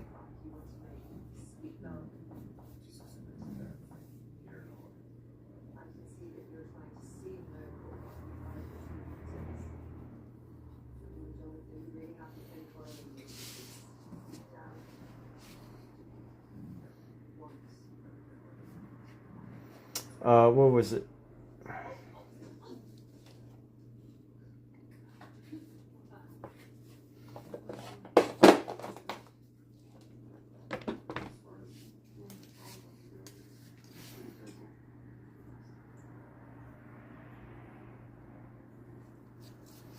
All right, fine. We're gonna clear off these dots.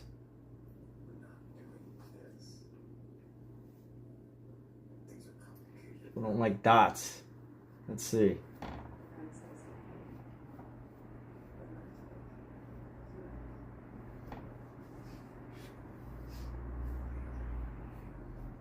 The group that doesn't like dots.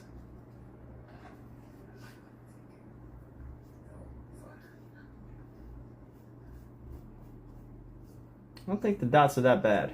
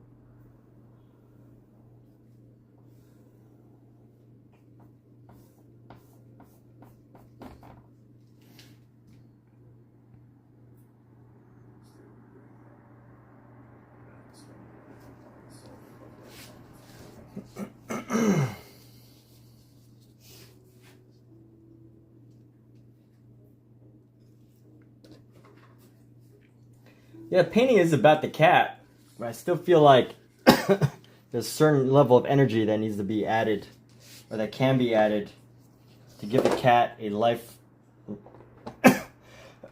living quality.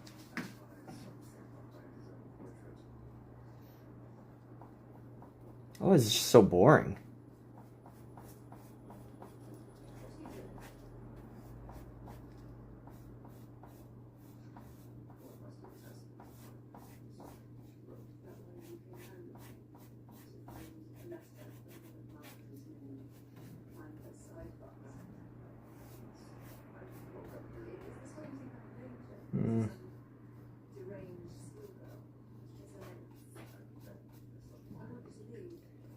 So out of the three of us, we voted against the dots. Honestly, I don't think it's better. Well, maybe, I mean, it looks cleaner. Yo, Michael, you and your mice. You and your mice.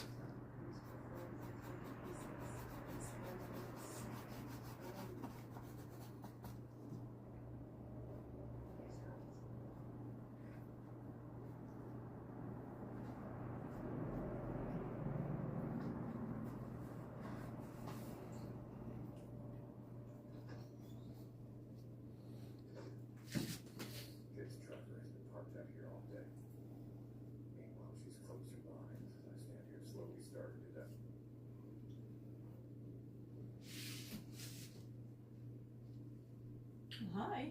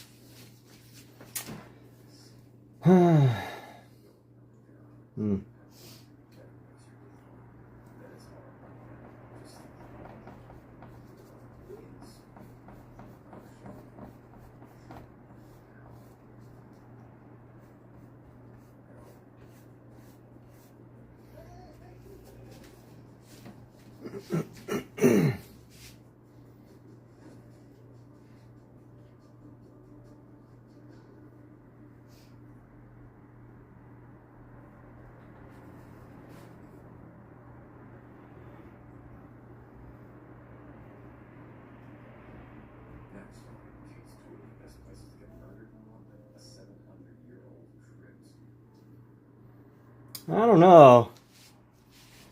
I definitely have an idea of what boring paintings are. I've seen a lot of boring paintings.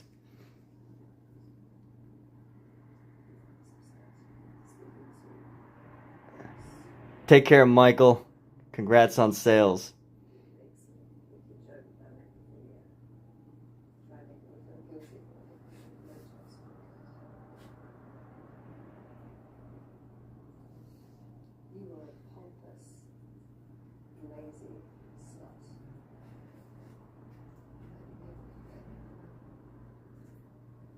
Hmm.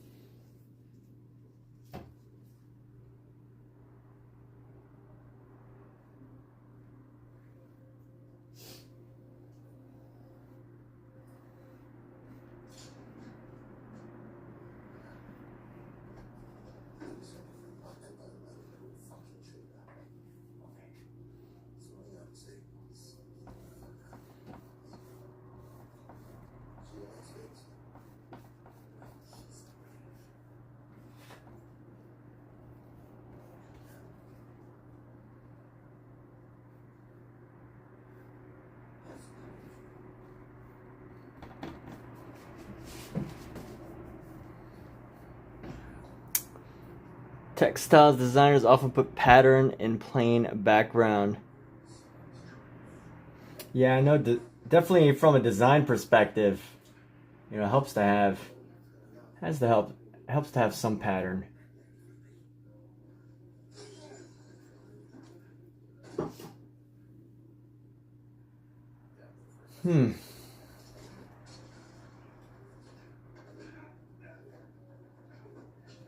Needs something.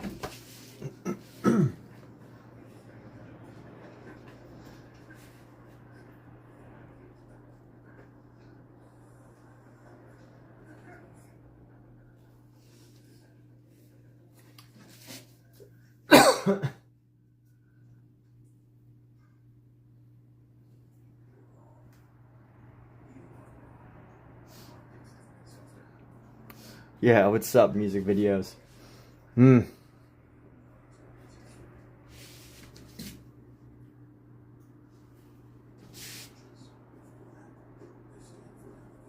Yeah, we're definitely adding the stars back. Can't say I didn't give Michael's idea a shot, but I don't know. I like the dots. Dots are good. I like dots. What's the cat like dots?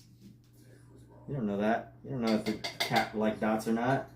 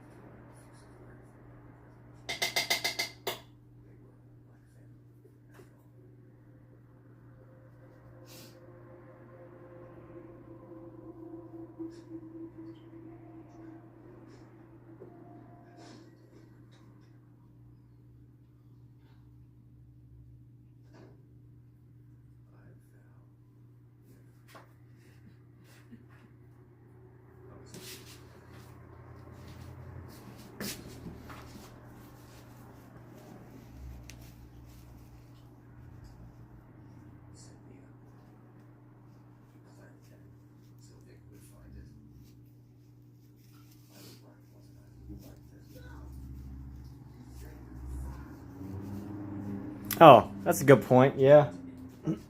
Probably right. I'm gonna put back some of the dots. They need to be there. They need to be dots. Must have dots.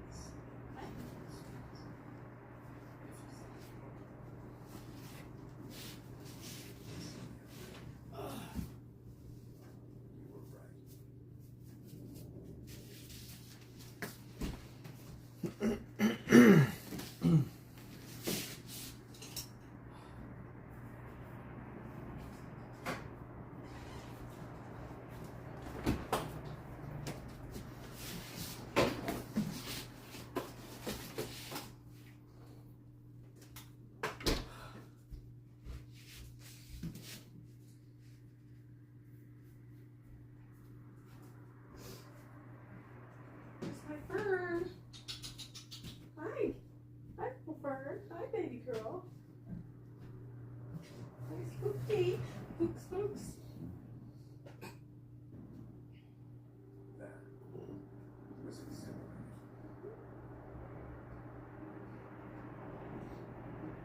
We will make the dots a little more interesting this time around.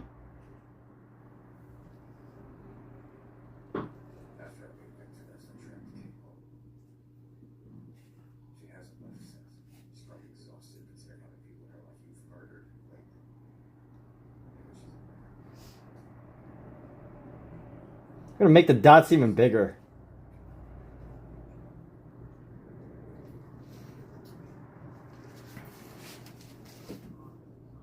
You know what? We can actually probably use pink too. We'll add some pink dots.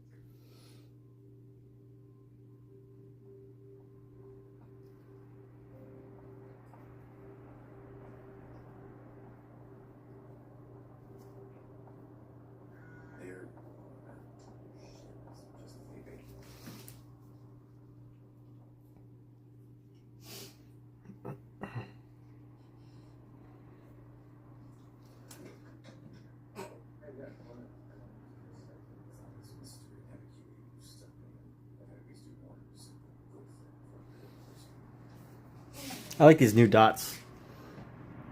Let's see, this little space feels empty.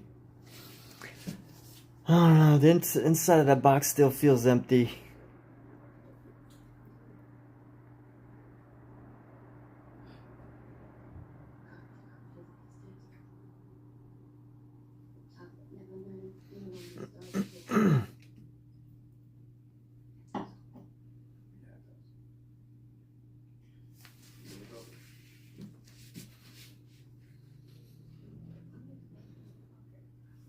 Let's do this.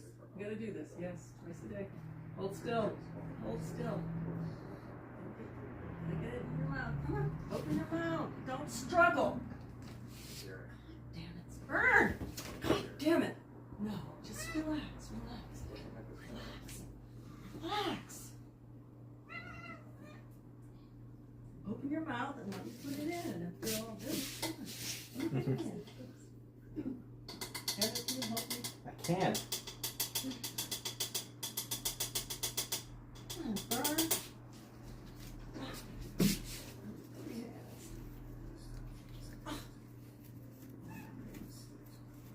Come on, I don't want to hurt you. Just open up. Come on. Here. Such a struggle. I don't know if I got it in there.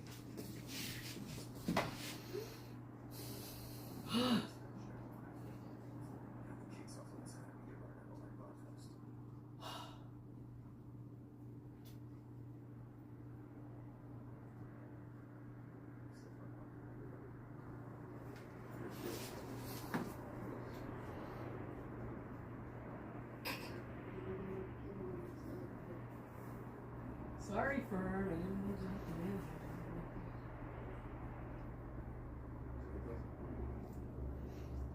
Yeah, there's a Rothko here at the Norton Simon Museum. But yes, I have seen a Rothko in person. It's pretty amazing.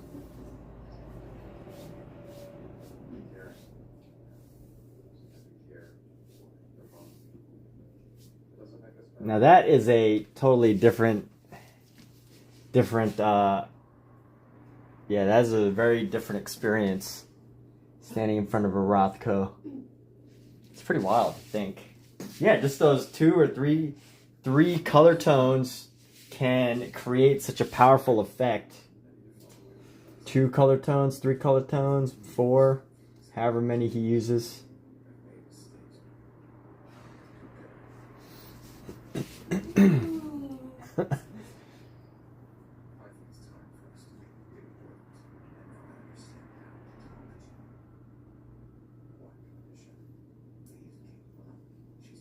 Well, if you ever visit your sisters one day, you know, you could stop by the Norton Simon in Los Angeles.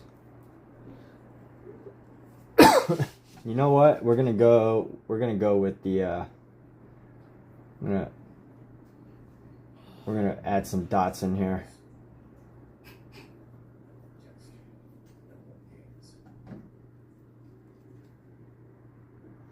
Can't do without the dots. Just can't do it. I have to do different types of dots. Yayoi Kusama. What's her name? Yayoi Kusama, I think is her name.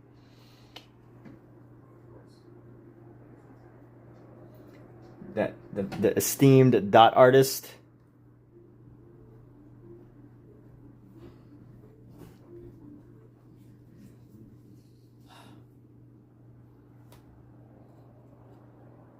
Anyone know who I'm talking about? Yayoi Kusama.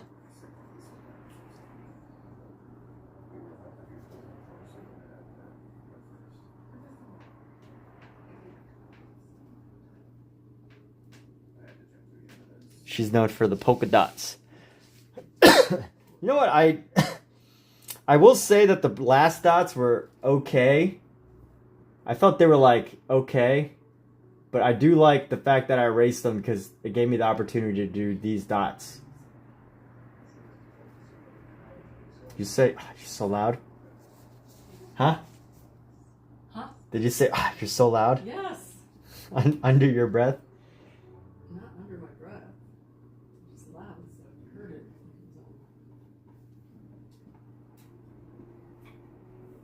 I feel like I'm in a stadium.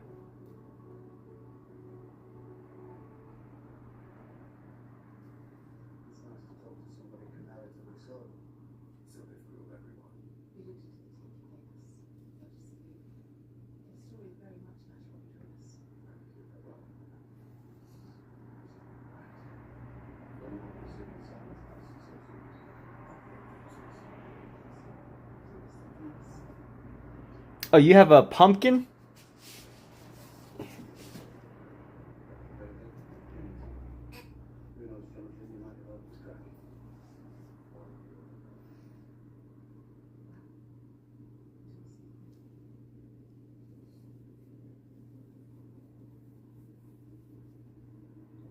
I'm actually not familiar with their pumpkins, but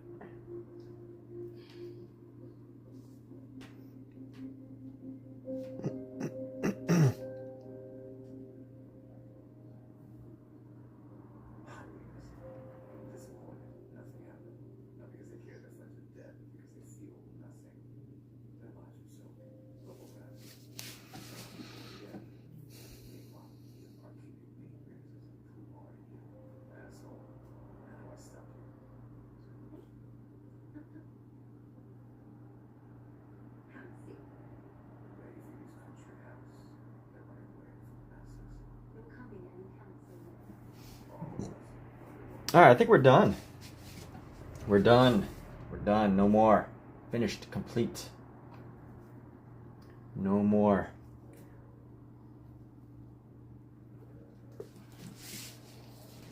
Actually, there can always be more. Add just a little bit on the tail here.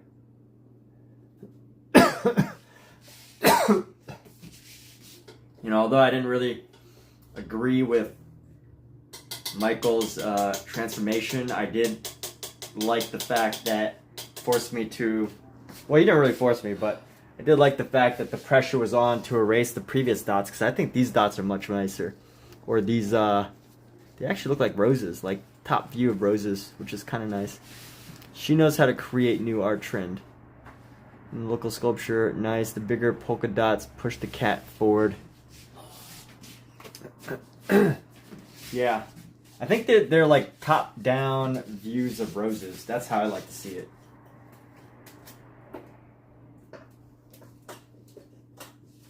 Top-down view of a rose. Alright, so we're going to wrap our stuff up right now. Oh, that looks nice.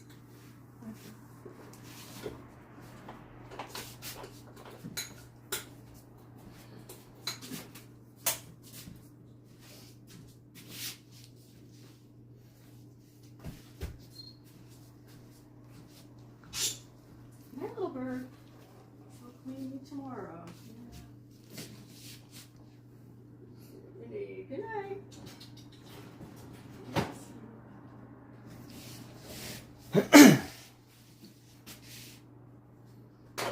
Alright, let's put our stuff away. Let's wrap this up. That's already, it's only 9 o'clock. Kat, you go about to take a shower? Yeah. Okay. Why? Just asking. You want to take one? Huh? You want to take one? Well, eventually, yeah. You go first. I will.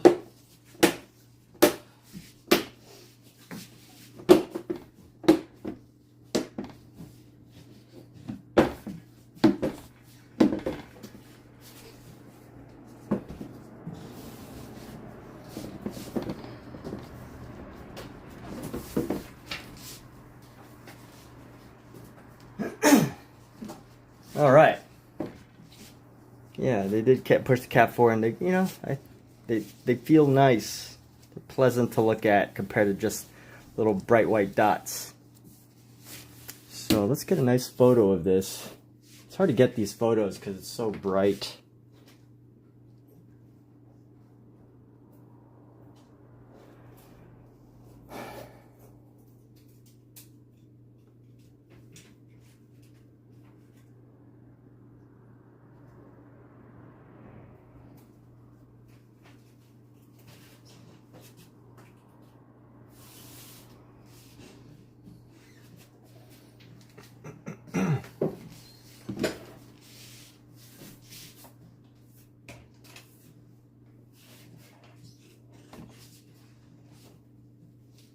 Sometimes I think if I just flatten it, can give a better shot here.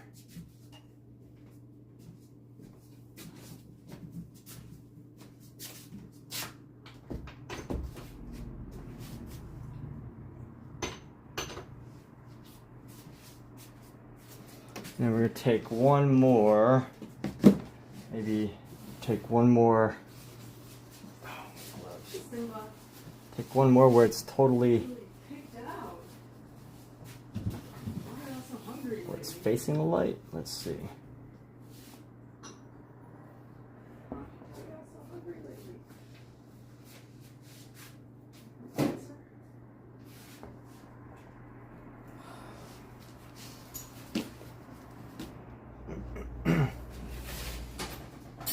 Thanks. Thank you, Omizu. Appreciate the thoughts.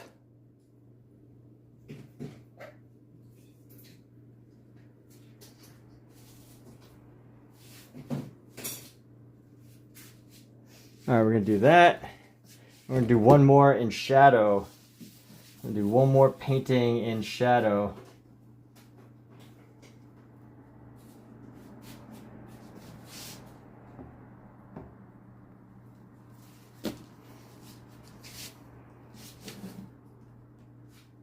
So that I can capture it without the reflective light, or with less reflective light, and I can edit.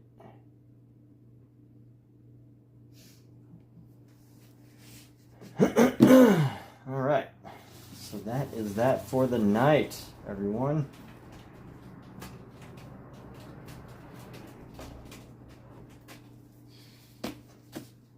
So, thanks for being here, people. I know the people watching that if you're watching this, you're not a cat. So, of course, thank you for watching, people. And with that, take care, everyone. Hope you have a great evening. Hope you have some creative dreams. See you, Mizu. Later, dude.